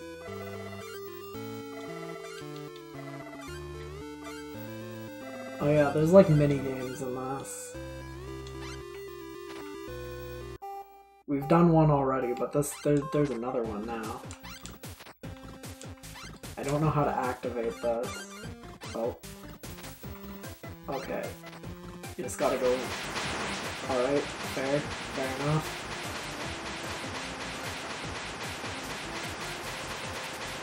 I don't know how you're supposed to like deal with more than 2 of these at a time. Oh, you can like okay, they're not like immediately destroyed if they're on fire for a little bit. I see.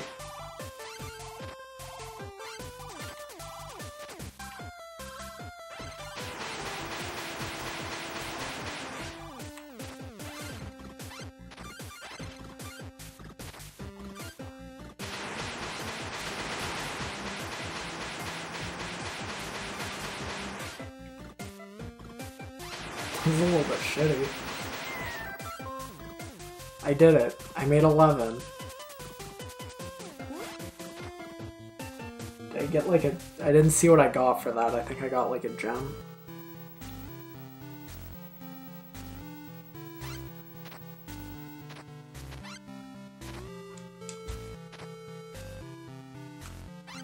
You should keep watching this because I need to bounce off other people or I have no content. There's already barely any content anyway. Look at this. Does this look like content to you?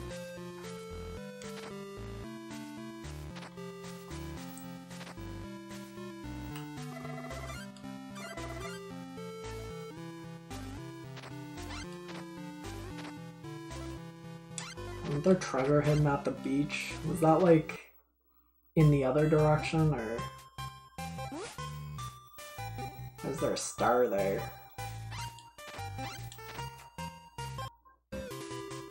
Oh god. Oh, there's a person there.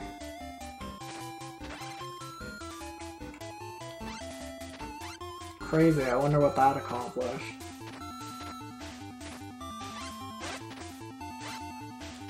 Is this not a level? This is a new level, isn't it?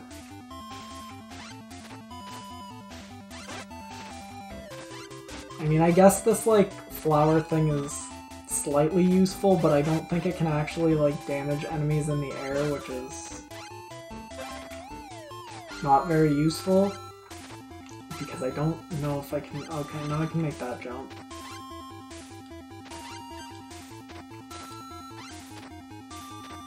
It's okay, just do side quests. You won't need to listen to the game at all.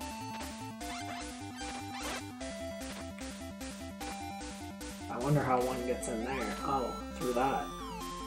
I see now. I understand. It's so clear to me. Awesome. Wish I was playing Ape Out.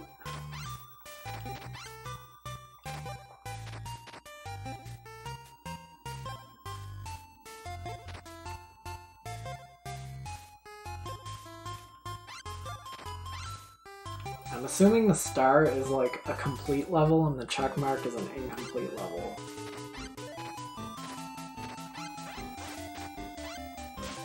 So, I'm going to see... I think they said there was like treasure on the beach, so maybe I'll be able to... How did I not die to that? That's crazy. The flower protects you from the drip slime. That's the most useful thing imaginable for me.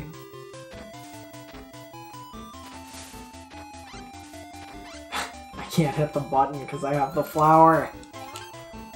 That's okay, you can get rid of it by pressing X. So cool.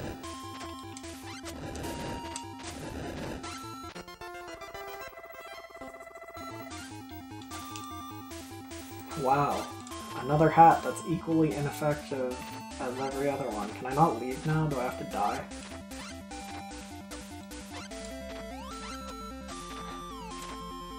Wait. How do I get out?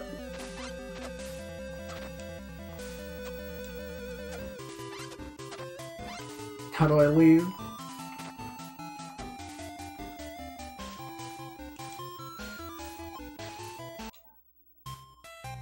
Alright, that's good game design. If it sucks, hit the bricks. Just walk out. Doing pretty good so far. I've got stars on all the levels so far.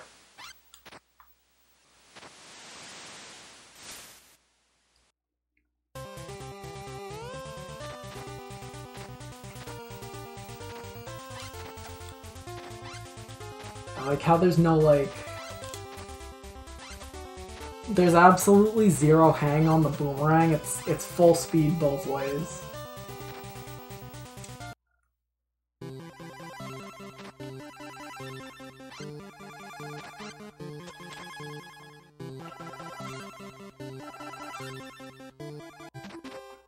Oh, I need a hat that can destroy coral first. That's like one of the few upgrade like blocks in the entire game is hats that can destroy coral versus hats that can't destroy coral. I have thrown a boomerang before. I had one at my grandma's. I don't entirely know why. I'm not sure if I could get it to come back, but like I have thrown one before, so like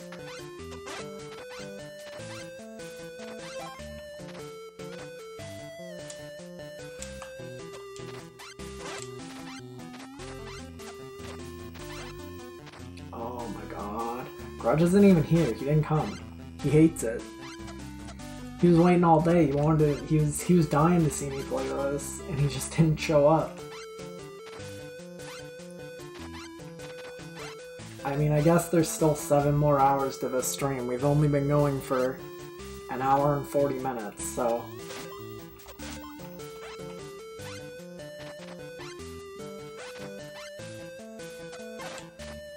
That's okay. I didn't need that much anyway.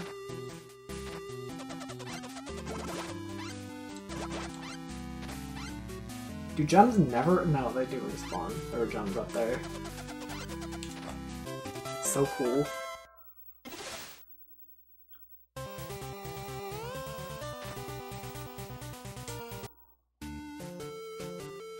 No. No. I don't know, I'm still depressed when it comes to art because, like, the tablet still flickers and that's endlessly upsetting to me. But I think I just need to get over it. But that's really hard to do. So, I don't know. If I get over it anytime soon, sure, but... I don't know when that'll be.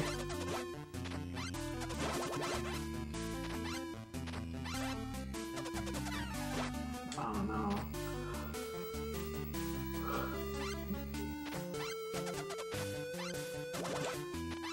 That's too high.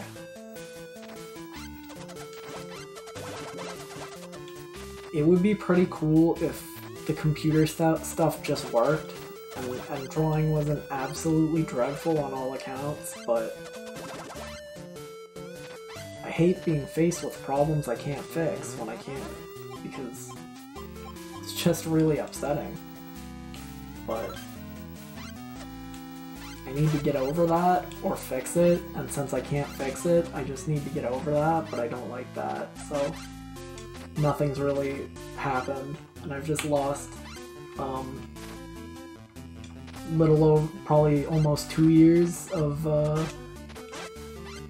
progress I should have gotten otherwise, but you know what, that's okay.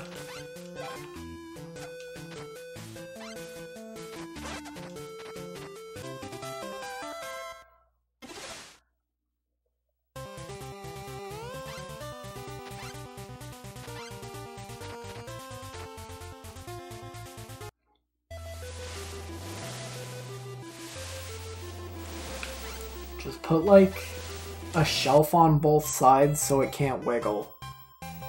That's what I would do. You have, like... I know you have several shelves in your room, so just squish them all together and make it so that it can't wiggle in either direction. I have a big stupid IKEA desk that doesn't move, so... it's alright on that front.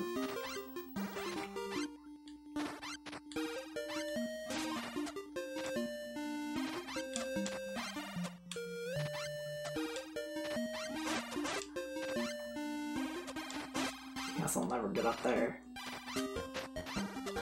I love, like, going off screen and seeing, like, what enemies the ball has hit, and just with absolutely no intention. Alright, cool.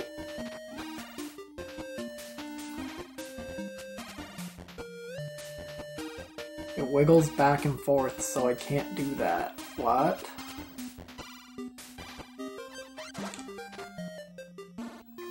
If you just, like, snuggle things on both sides, wouldn't it stop? Or, like, do you mean, like, wiggle, like, forward and backward? In which case I would say lean it up as far as you can to the wall, I guess.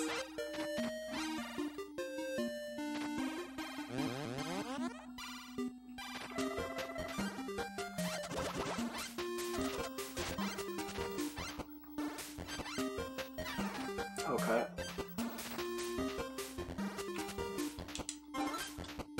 I like that enemies don't they don't reset between, like... or sometimes they do. I guess it's inconsistent.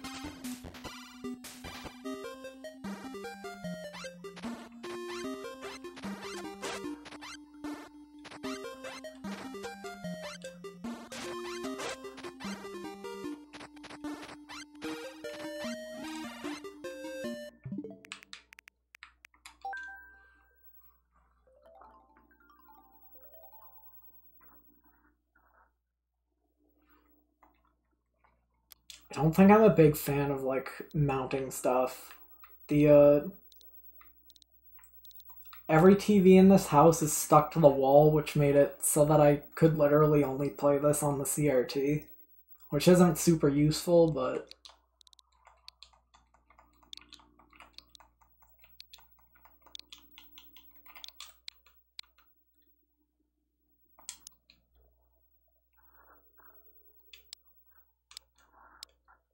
Do you think this is better than Mr. Tako? Because it kind of looks like it.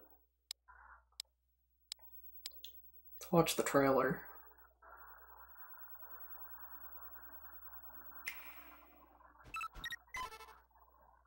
My TV keeps making, like, static noises, and it kind of sounds like NES, like, damage sounds.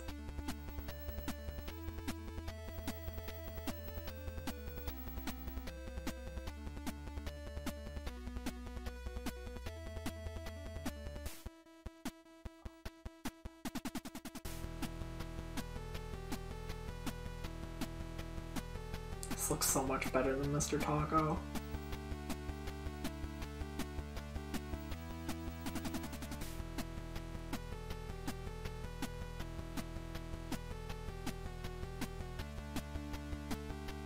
This looks more like authentic also, but also just like more playable.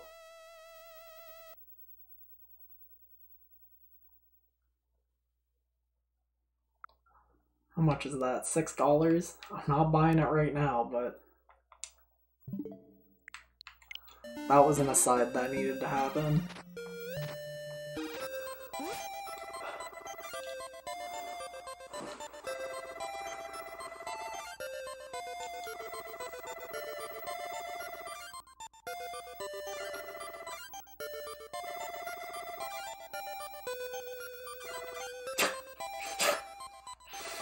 Shut the fuck up. Ah, this game's bad.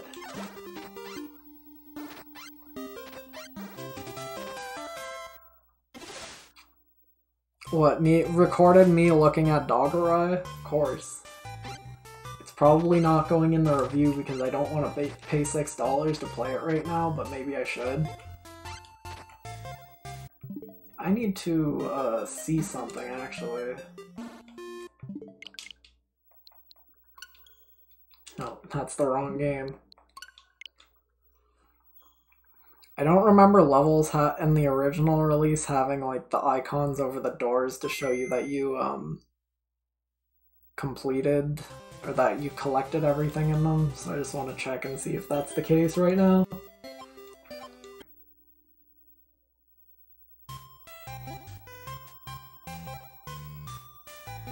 They did. Okay. I forgot you come back and do more levels later. That's so cool.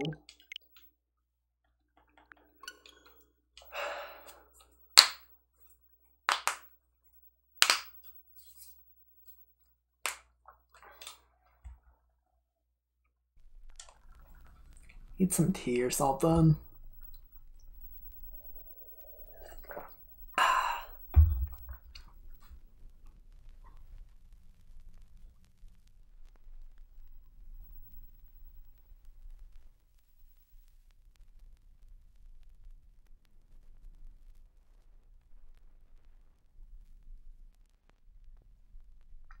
I meant to separate the big recording of Mr. Tako, by world, but you can't really do that because you come back to worlds later, so I don't know how I'm going to do that.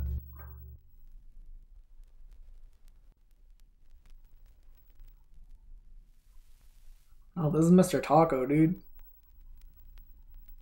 This is the same game. What? What?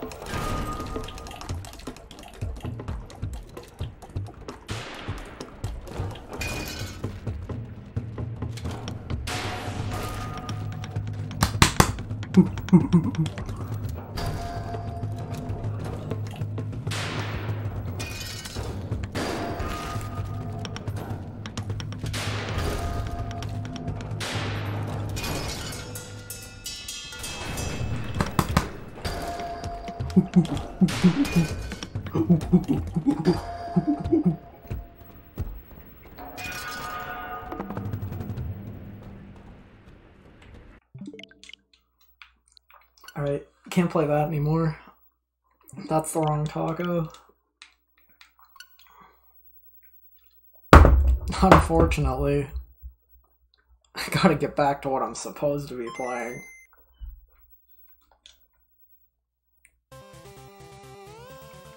No, those monkey noises weren't from the game. I was doing that.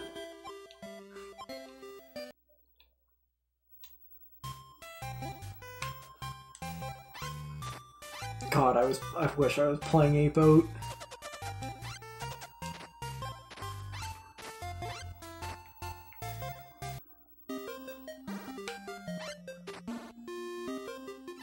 I wanted to, like, if I could've, like, if my mom wasn't asleep right now, I would have done, like, the Howler Monkey Screech there, but unfortunately I couldn't.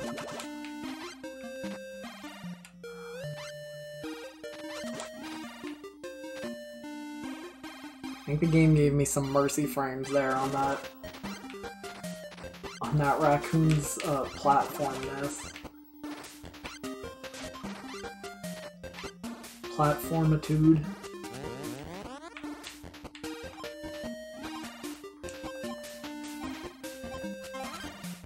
That's not the one I wanted. Okay.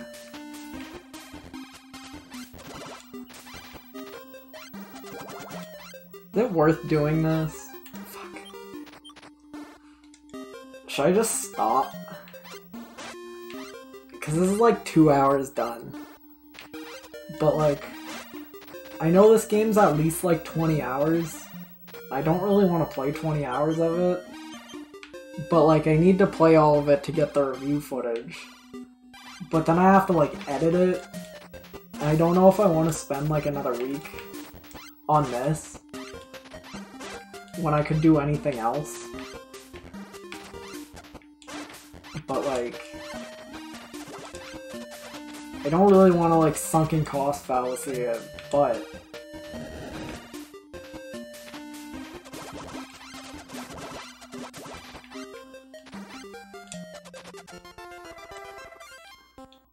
that's so cool.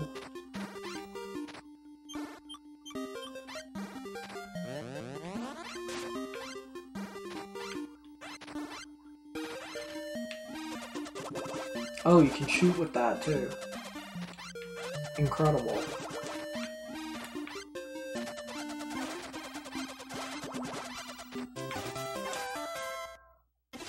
I wish that took away 2 lives when I got hit twice there.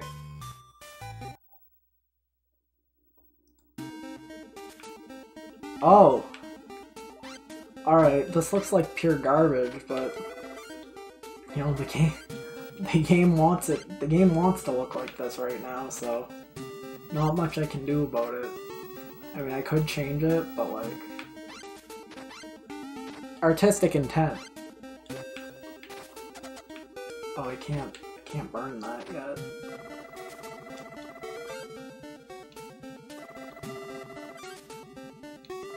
This is a really bad palette. No, I'm okay.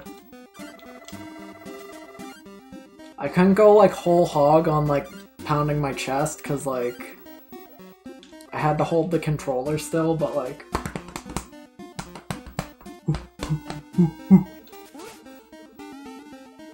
oh no.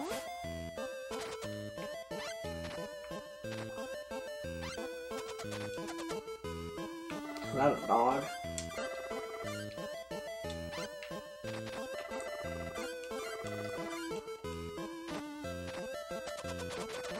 Is that a hog?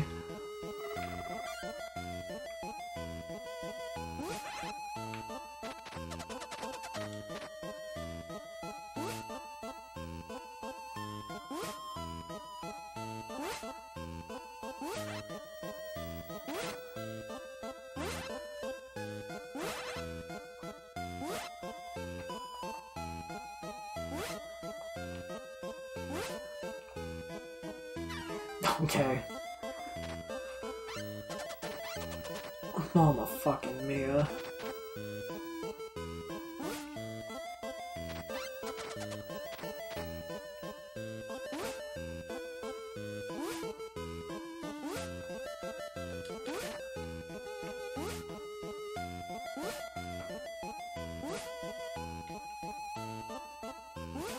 Kinda glad I sorted out all my audio issues earlier though, because I had to like change a bunch of settings for my for my mic to be audible.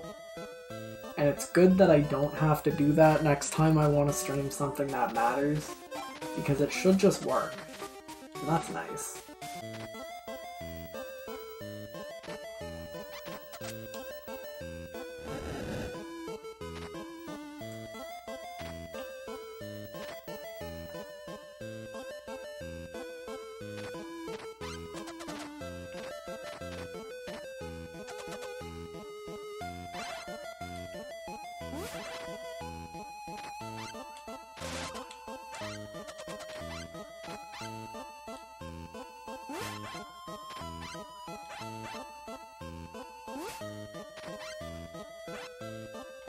Oh no, that kills me. No, it doesn't. So cool.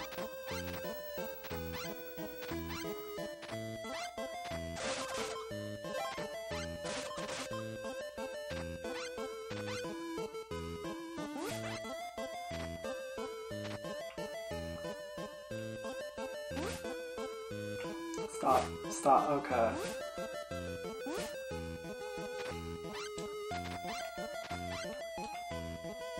No,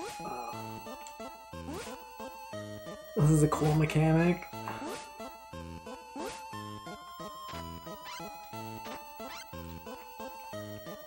It's gonna like launch me somewhere else. No, this is actually where I'm supposed to go. Oh my god, uh-oh. Did that come through on the stream? The video got real fucked up there for a second. That was scary.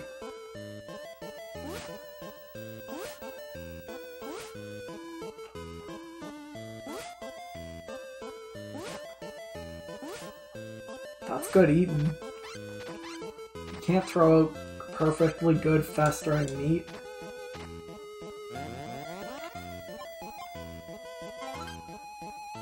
One umbrella, please. I don't know which way I'm supposed to go to leave. I think it was this way. That's dead.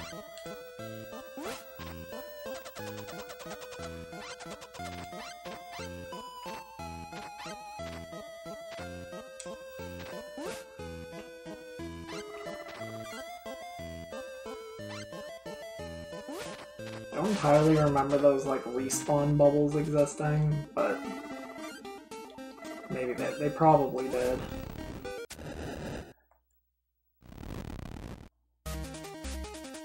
Oh! Oh no! What is this, Metroid?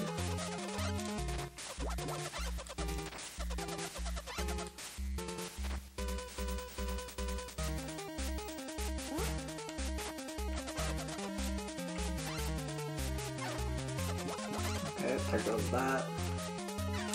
Okay, ran out of ink.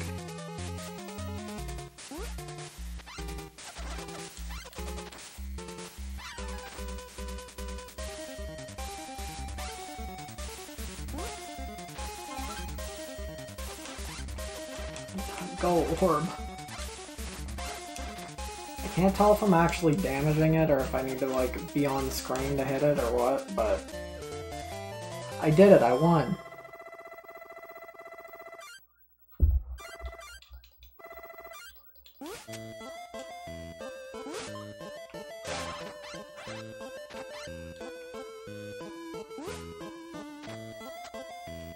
Imagine being like a sticker and then no one ever uses it and it just gets thrown out.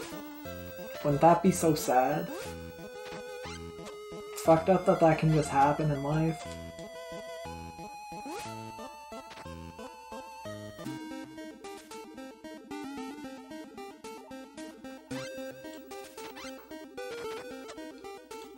What did I come here to do? Is this gonna send me back into the dungeon? I really hope it doesn't.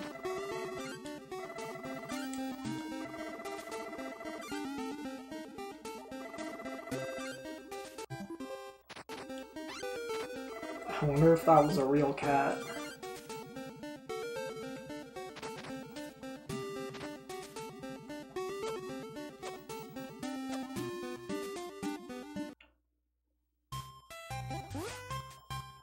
Ugh. Ugh. Ugh. A lot of game to this game, huh?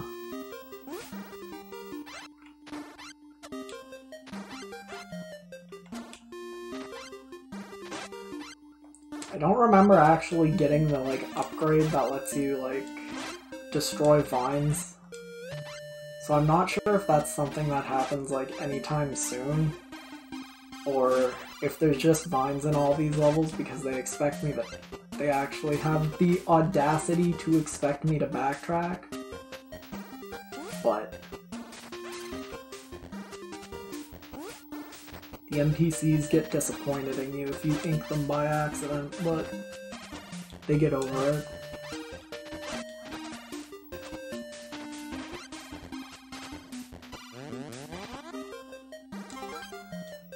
One more orb, please.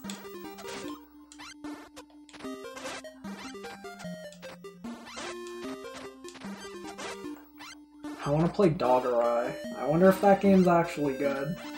The trailer makes it look good, but...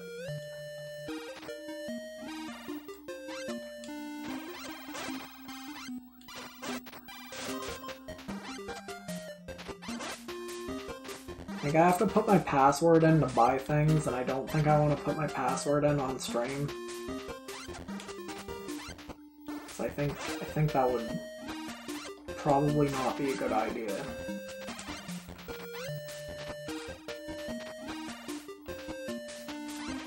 Doggerai looked real good, though. Looked real decent. Looked better than this.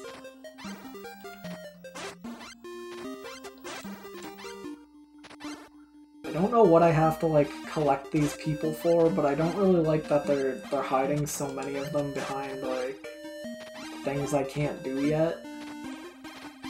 Because that's just not very fun design.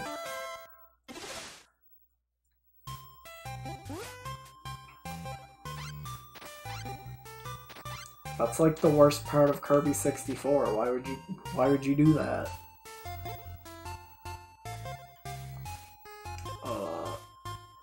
I'm going to stop the recording. And I'm going to name that file. That's 2 gigabytes, but I guess that's not bad for 2 hours of 1080p footage. We're going to name that Mr. Tako. Levels 1 to 13. Very cool. I don't know if I want to keep playing this right now, but I mean, like, I need to do some soul searching. I need to find out if I actually want to put effort into reviewing this game or not. I don't think I want to at this point because I don't think I want to play this anymore. But then it's like 2 hours and another hour of writing, of like putting together the proto script thrown out the window. And that's not fun. But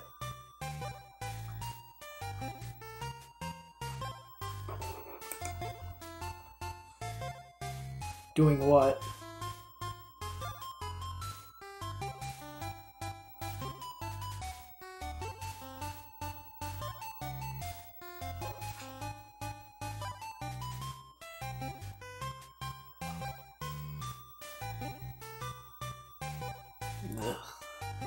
Ugh. Ugh.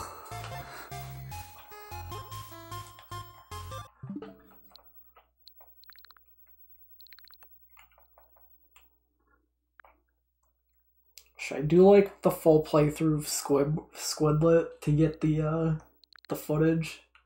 I should probably buy Doggerai. Because I think that would be a good reference point for, like, a good Game Boy inspired game. I think. It looked good. I don't know if it is. It'd be really upsetting if I bought it and then it wasn't very good, because then I'd try and transition into it and say, This isn't very good. I haven't played it because I didn't beat the base game yet, and I don't want to play it.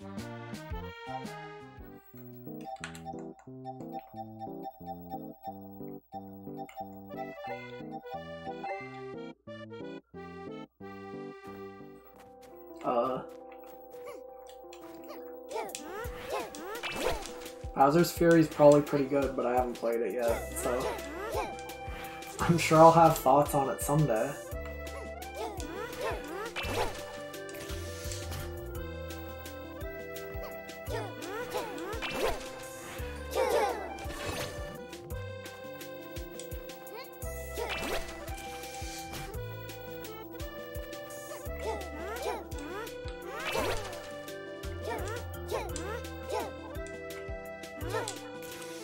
Darn.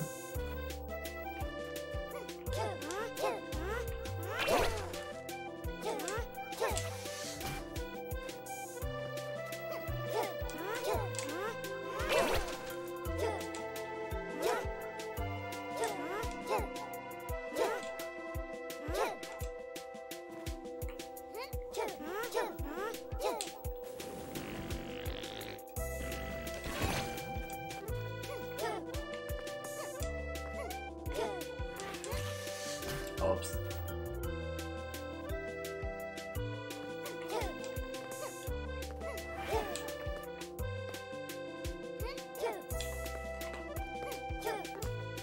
I wouldn't call this a rage platformer yet, but I think that's a good question. I don't think most people think about it. I know Super Meat Boy canonically dies a lot. I kind of like how Katana Zero, the bit there is that like every failed attempt is like the main character like thinking it through. So like only the attempt where he actually like lives through the planning process. That was really upsetting. He has like psychic. He has like foresight. So like all the deaths are like him foreseeing it until he actually gets it right. I kind of like that because it's like every time he fucks up he's like, no, that's no good. And also like the there's like one funny bit where I think he says like that would be funny if you kill yourself in an elevator with like a full level worth of setup behind it. Like that's good game design. I guess the snowmen kill you. Whoops.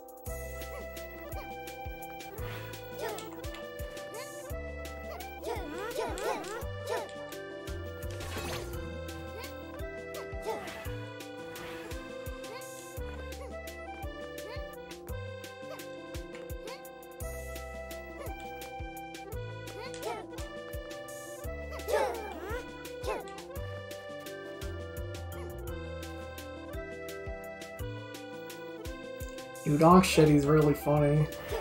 I think like the best part about that song is that like there's very little relevance to like what it's named after in the song.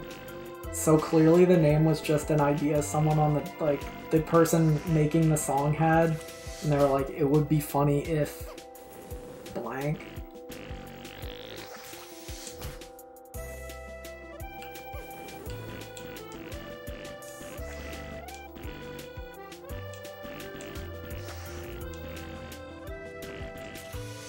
Darn.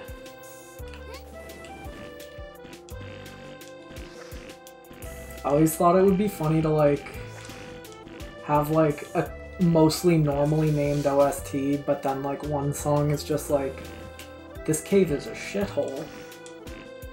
And not like, and like that's the only song named like that.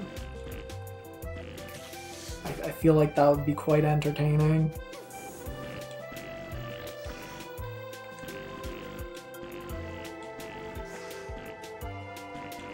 The only Risk of Rain song I remember the name of is the one that plays on the last level. It's like Coalescence or something. I don't think that's correct, so clearly I don't remember the name of it.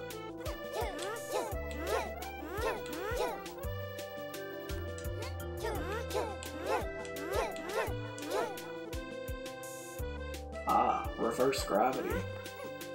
A tried and true game mechanic. Right, up is still up, so that's good to know.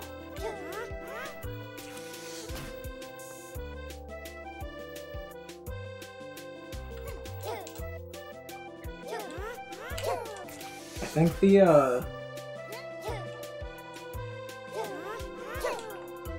the Swords and Sorcery OST has like good names.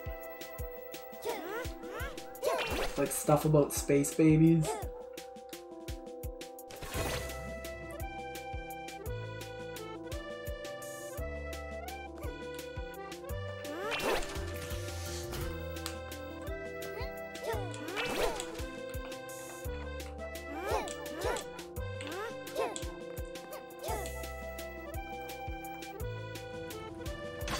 Oh, you fuck. One thing I don't really like about this game is how sometimes it shoots you into the exit when there's a collectible right next to it, because it seems like it's designed more to waste your time than it is to be a proper challenge.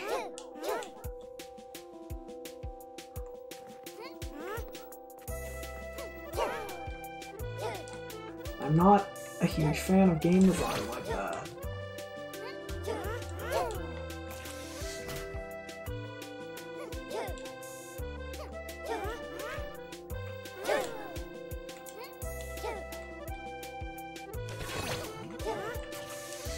Especially since there's no retry from the last checkpoint on the level complete screen, because why would there be? But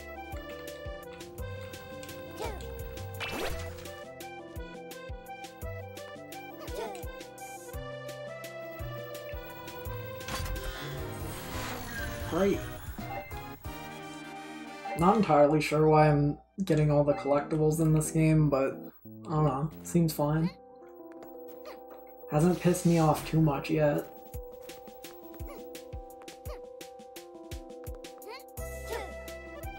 Okay.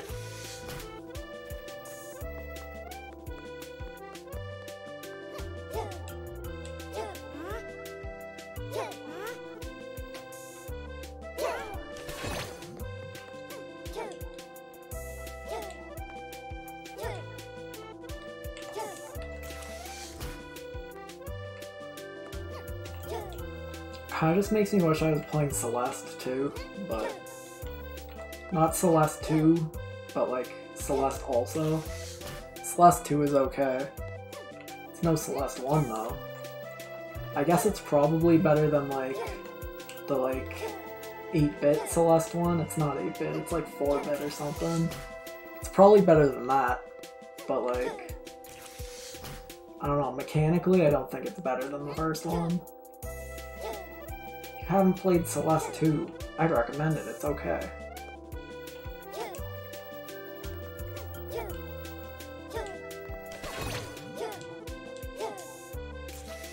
Darn. Darn. Darn. Darn. Darn. Darn. Darn.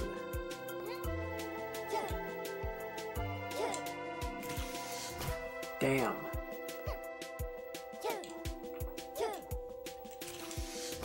Fuck.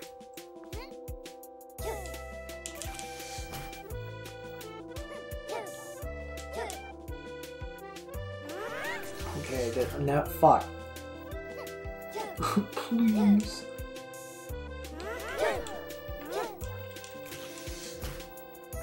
Okay, I think you have to do that one diagonally.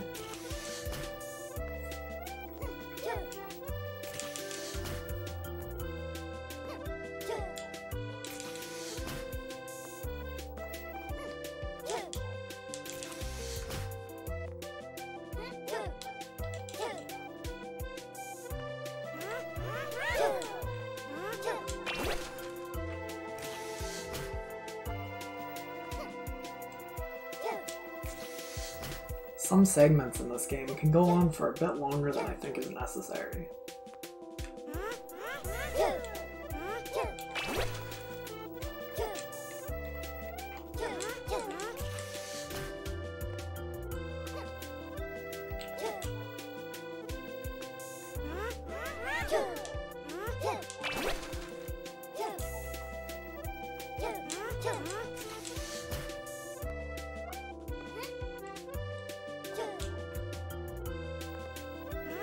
Have I played this longer than I played 8-Boat yet?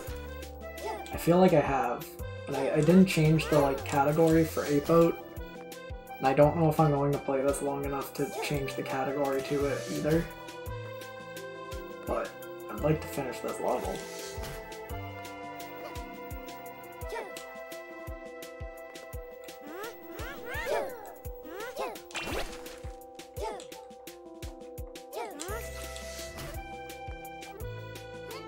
Chat's even less engaged with this than they were with Tako. They hate it. They hate it so much.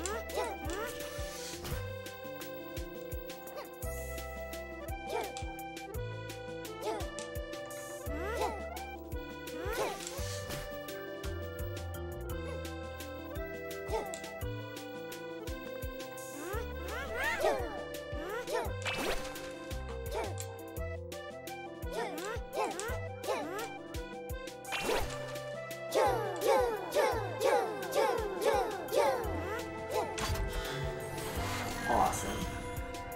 Totally looks like there's more to do at the end there, but I don't really want to like...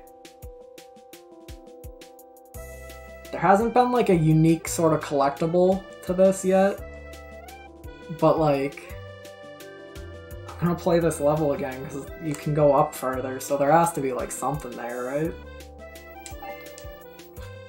He's wasting his time.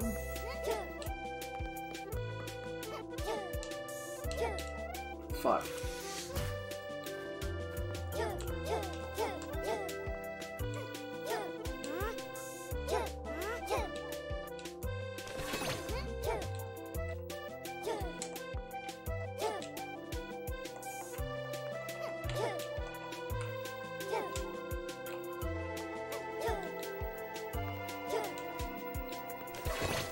It's okay, I can do it so fast now. I'm so much better at the game now. Music reminds me a bit of like Professor Layton, and it's probably the accordion in it, which is occasionally in it. I don't know if this song is especially accordion-y because I can't really hear it that well. I have my CRT turned down low enough that it won't be picked up noticeably on the mic, so I have to strain my ears to hear it really. I can mostly only hear the fucking wails of the D-pad at the moment.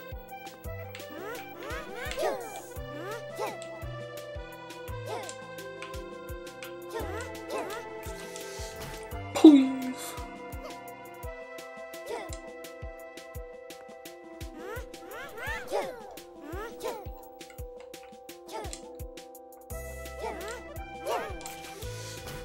Please. Need to check Swap Doodle. I haven't checked anymore, or I haven't checked since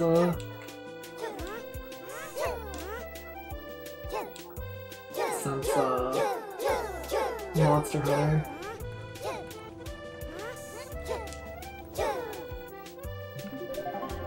Ah, what? There was a secret up here. Excuse me? Is that it?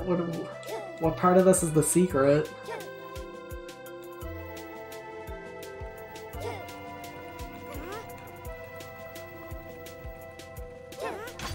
Fuck. Who is that man? Is that like marked on the map in any way? That's incredibly interesting. What was that? Is there like anything in the game saying I got that? I don't even think I can exit out to the main menu from here. That's incredibly scary. What was that?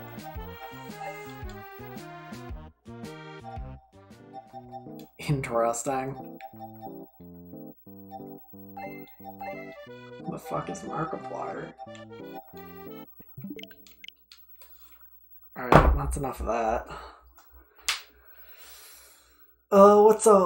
What's next on the menu, gang? How many viewers do I have for this? A few of them.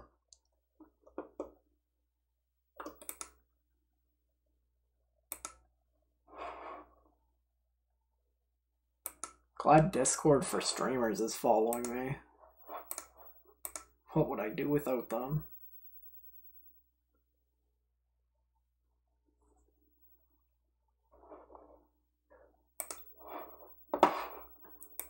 Hello? I'm not playing Mario, it's too good for this stream.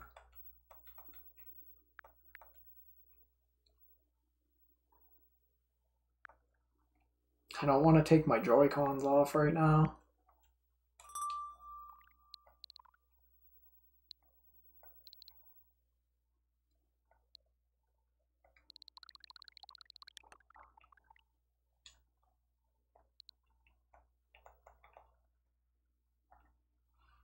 Where the fuck did I get this from? I don't even remember where I got this from. I think this was like a free promo thing. It's just this SNES game, but I don't know why it's still there.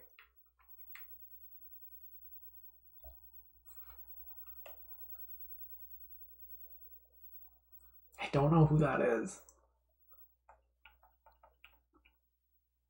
Overwhelm's pretty cool. I'd recommend that as a game. It's pretty awesome.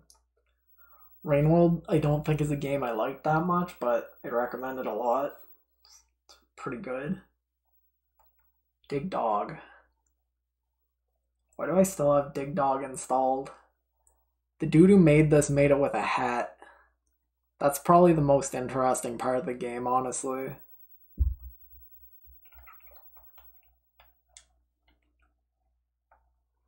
It's not installed.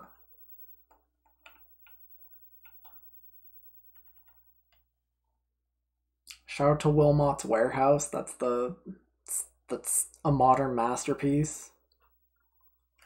What do you mean he made it with a hat? Well, let me show you. I'm pretty sure the video is on the eShop.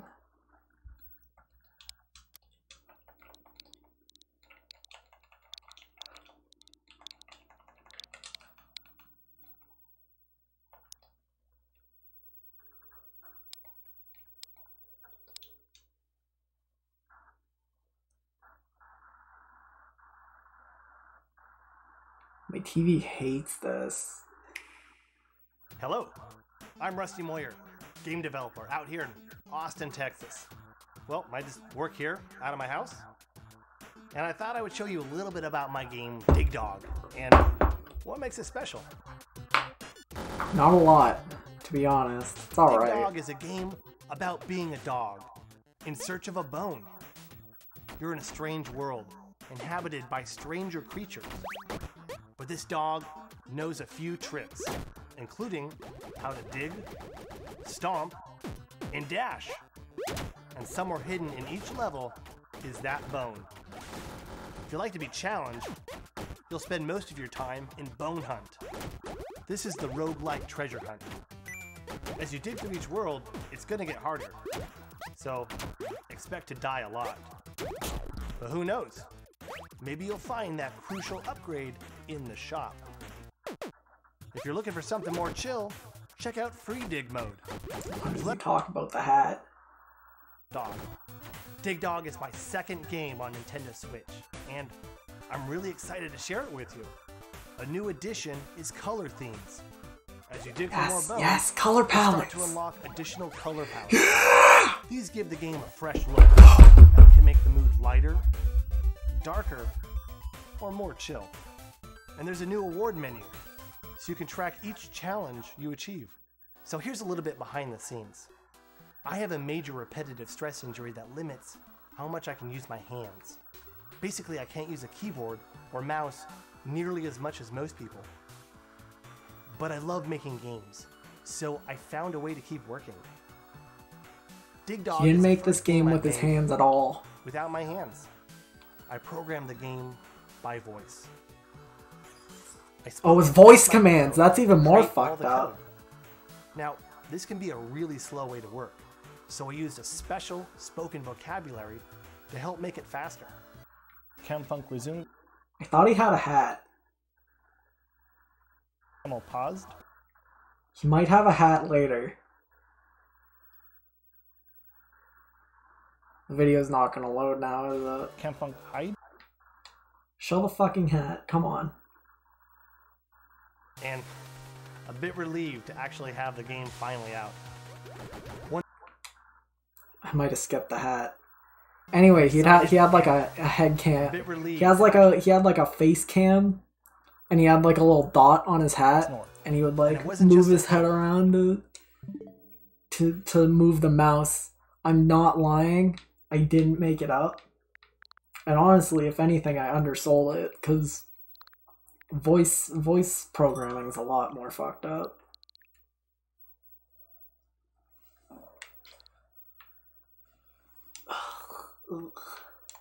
I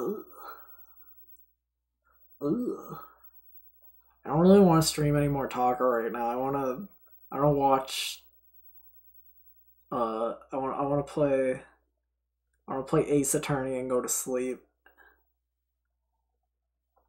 Should make a snack. I'm kind of hungry. How many levels are there in Mr. Tako? There's got to be like 1 million, right?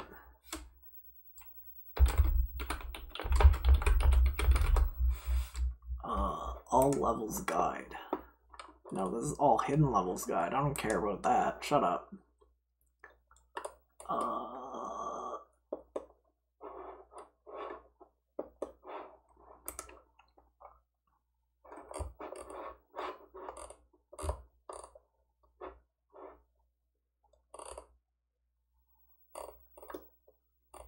How many levels are there?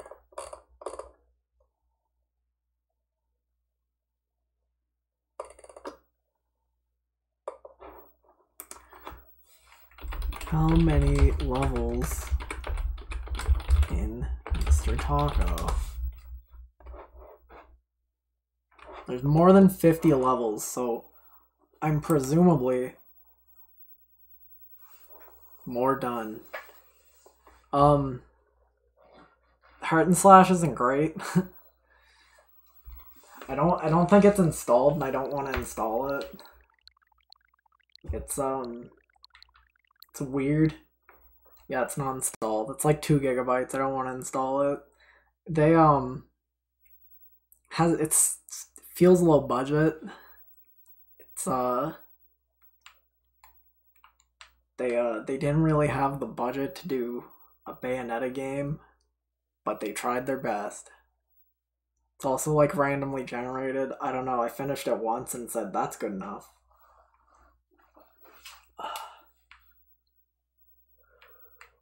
Yo, Comhead?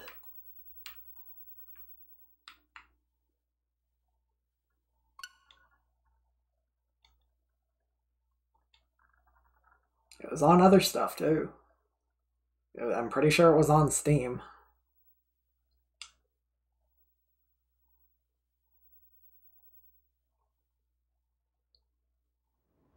I really don't want to.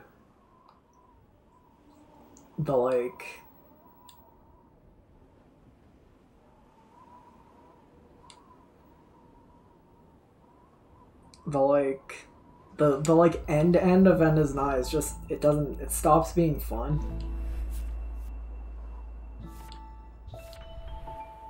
I'm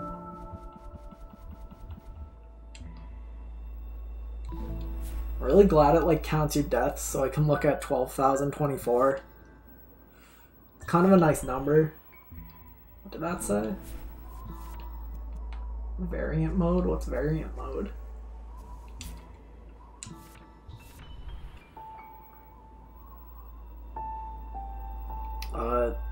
Celeste is very close to being a perfect video game. I'd say it's probably I'd say it's probably a masterpiece. There's like not much wrong with it. It's very fun to play. It has the best like difficulty progression in any game I've ever played. There's not much to say about it beyond that. It's very good.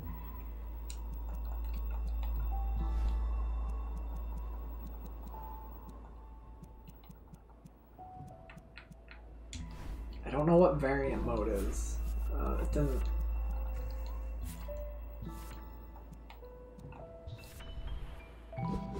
What's the variance?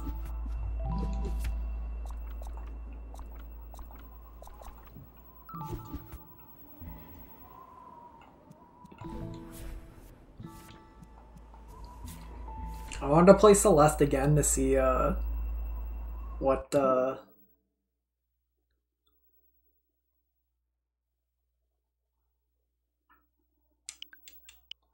see how low I could get the deaths in it, but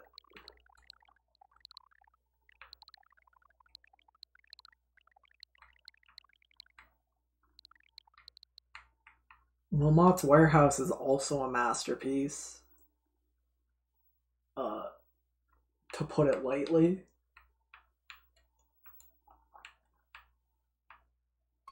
End is Nigh is alright. End is Nigh is definitely Edmund McMillan's best game, and by best game, I mean least bad.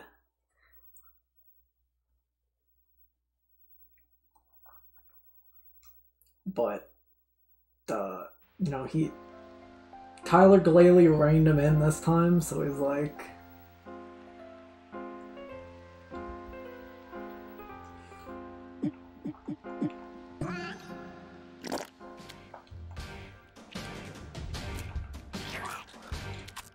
I gotta find the jump button, hold on.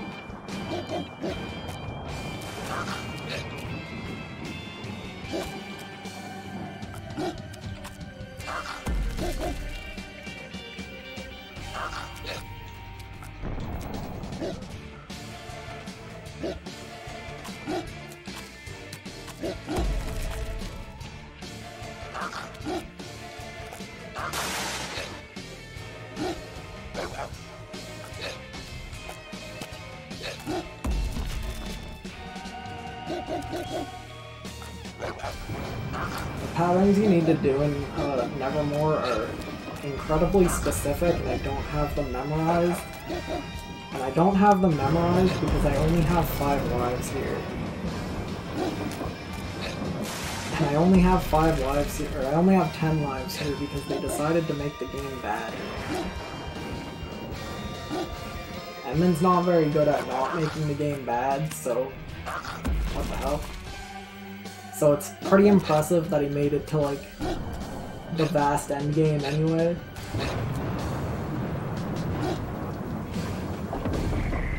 Darn. Because I'm sure with, like, 300 lives, this wouldn't be too bad of a bit, but they don't give you 300 lives, so you have to, like... Darn. Oh well, time to restart. I feel like if I watched like a video of like the patterns you're supposed to do for this bit and just memorize them, I could probably do it. But I don't want to do that because that's not very fun. But I also don't want to like play through it with 10 lives forever. very difficult to get more than 10 lives in this segment, so that's also not happening. So I'm pretty content never beating this section. Nobody knows what you mean when you say things like this, and I don't know if you I don't know if you know that, and that's why you say it, but it's important to know that, you're saying that to nobody, and that's okay, but I'm just not sure if that's the goal. Darn. I've definitely been beyond this level, but clearly I don't have the muscle memory or brain capacity for it right now.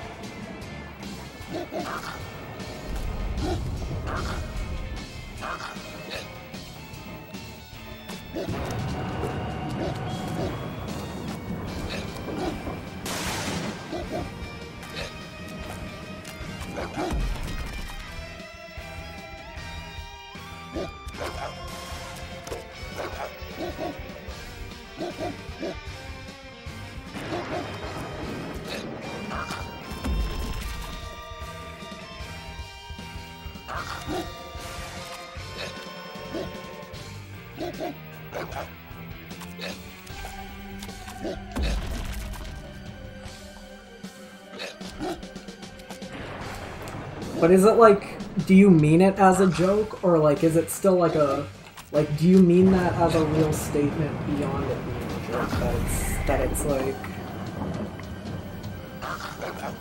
specific? Because every time you say something like that, I just assume you mean it you say it as if it means something to someone. But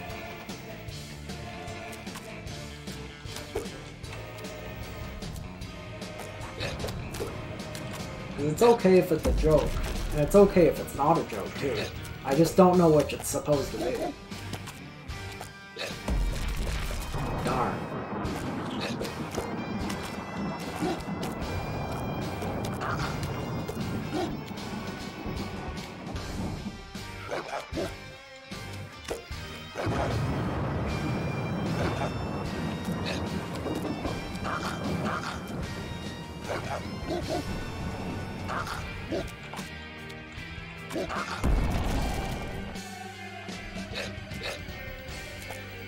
I don't think I'm allowed to wait on that platform. I think I have to immediately jump off of it to the higher platform. Okay.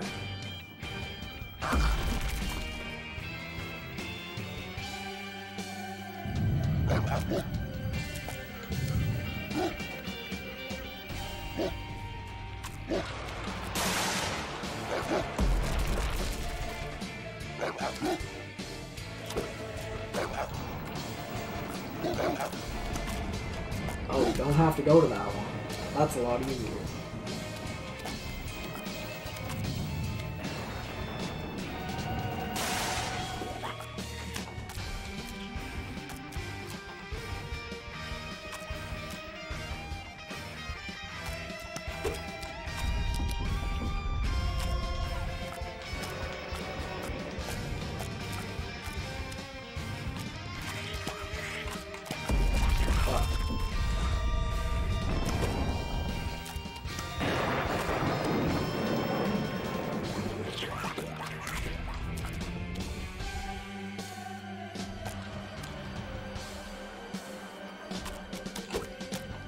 Might be wrong, but I'm pretty sure this level is or this world is 15 levels. I think most worlds in the end is not are 15 levels. But 10 lives for 15 maps is not entirely feasible for someone like me who's bad at the game.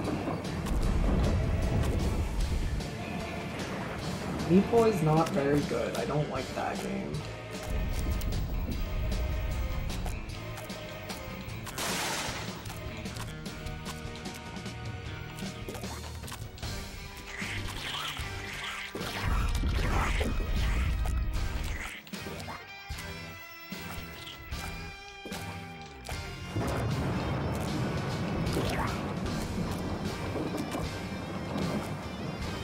How do I get up there? Oh, I know.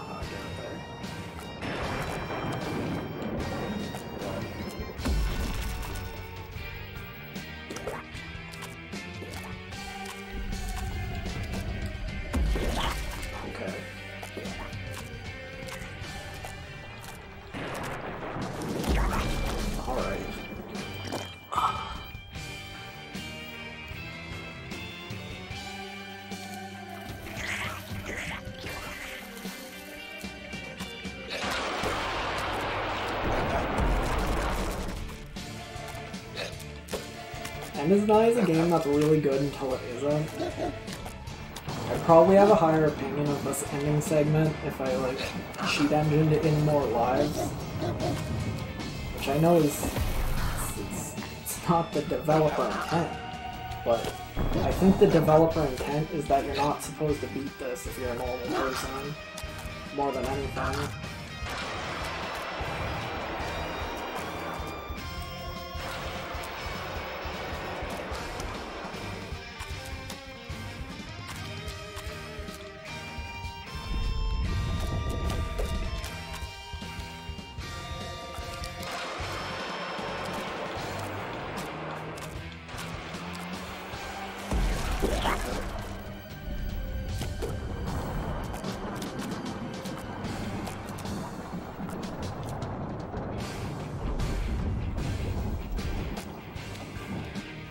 I want to get to, like, the last room I remember, because I remember the last room I remember being pretty shit. I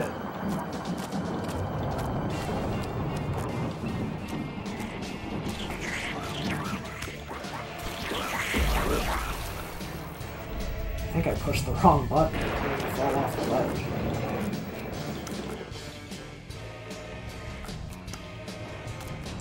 End is Nigh is also a game that just makes me wish I was playing Celeste.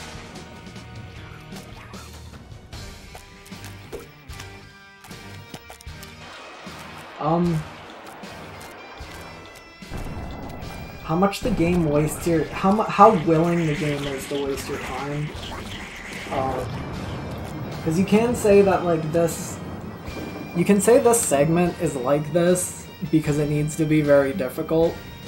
But on the other hand, you can look at Celeste, and that's a game that's just as difficult, if not more difficult, while not wasting your time. You could say that this section is something you're not supposed to do if you're not willing to put the time into learning it, or to put the time into getting the more lives for it. I have 10 lives for it. Normally, if you get to this segment without doing any extra content, you have 0 lives for it, which is probably a bit unreasonable. I think you can grind the counter up to, like, maybe 30, maybe 50 tops if you do, like, all the extra content. But all the extra content's significantly more difficult than this is, in my opinion. So it's like, it's not for most people, and that's okay. You can make a game that's not for most people.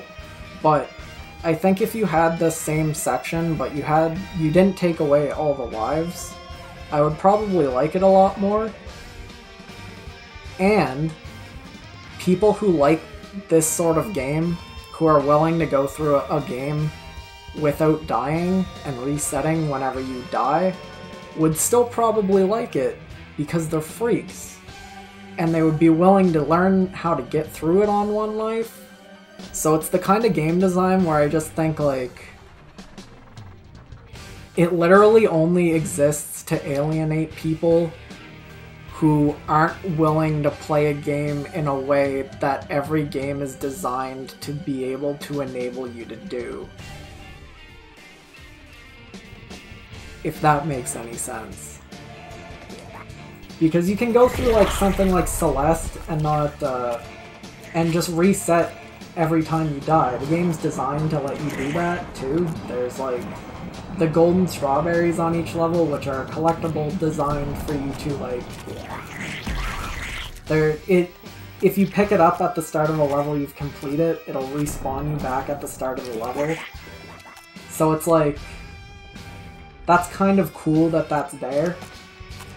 And it's kind of not cool. Like, I completely understand the idea that this game isn't meant to be completed by someone who's not like that. But it's a bit upsetting, because I like to complete games, and I like this game, but I don't have, like, the patience to go through it the way Edmund wants me to. But I do generally think, like, as a design idea, like, harsh checkpoints are not fun, and the people who do find that fun don't care. So I just think in general it's nice to design games for people who don't have infinite time.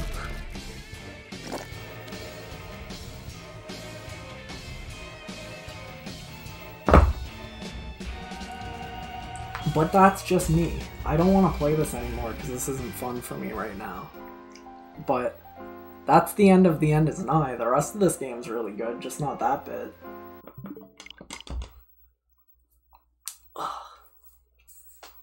I'm so much better at game design than literally everybody else. It's crazy.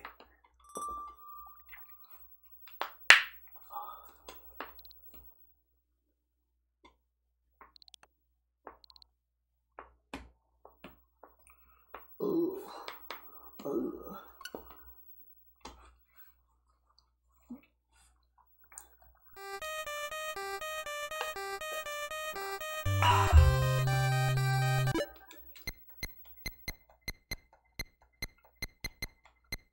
No, I haven't looked at anything about Isaac. It's not very good. I'm joking, I'll probably play it eventually.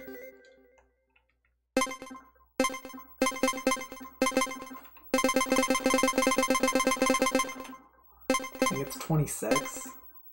No, I think it's 36. Yeah, there it is. That's me, I did that. Isn't that cool?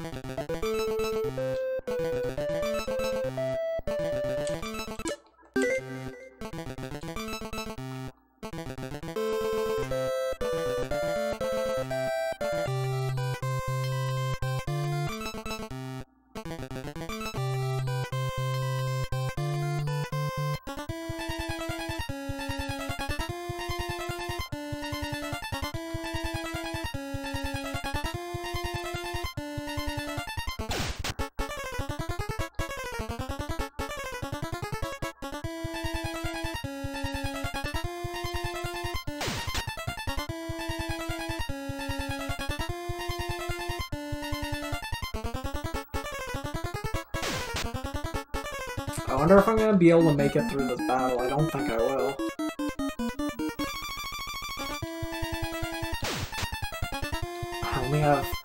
I only have 10 to 19 life points left.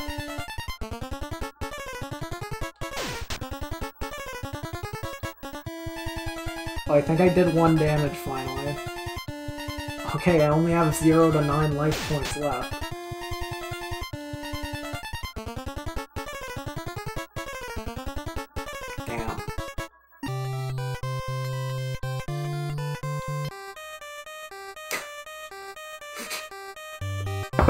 Well, that's Hoshiwo Mirohito right there.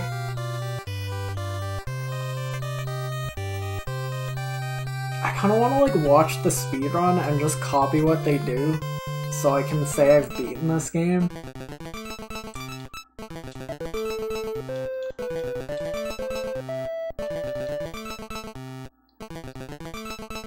I have to imagine there's probably a party member somewhere in here.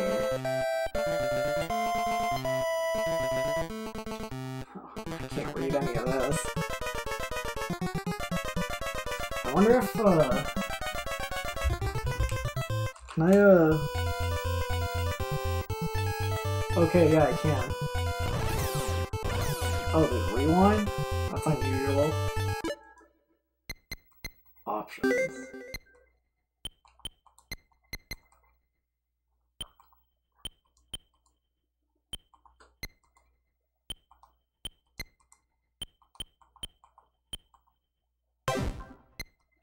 I know in the speedrun I watched, there was like tech where you had to do stuff on like the second player controller, which I think is kind of funny. Yes. Okay, whatever that said.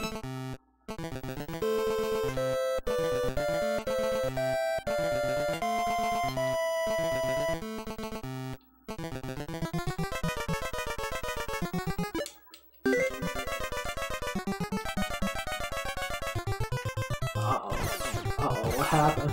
What happened? No controls going through anymore. Let's rewind that. Alright, that was interesting. I don't know what I did there that actually, like, stopped the game.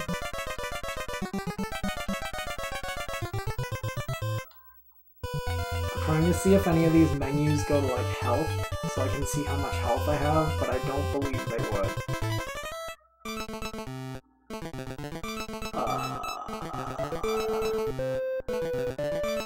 Maybe I have 50 health? Yeah. It says max there, so I'm assuming I have 50 out of 50 health right now. That's an assumption. I can't read this.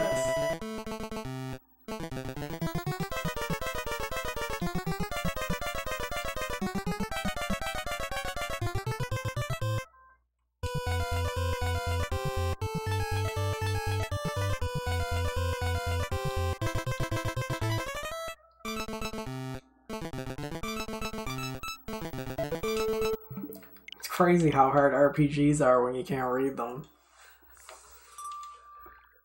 Mamma mia. I kinda have to like push all these garbage games back out of like the stuff I'm actually playing afterwards, but... Well, I've clearly made the tangible decision that I'm not making any more progress on the Mr. Tako review today, so goodbye.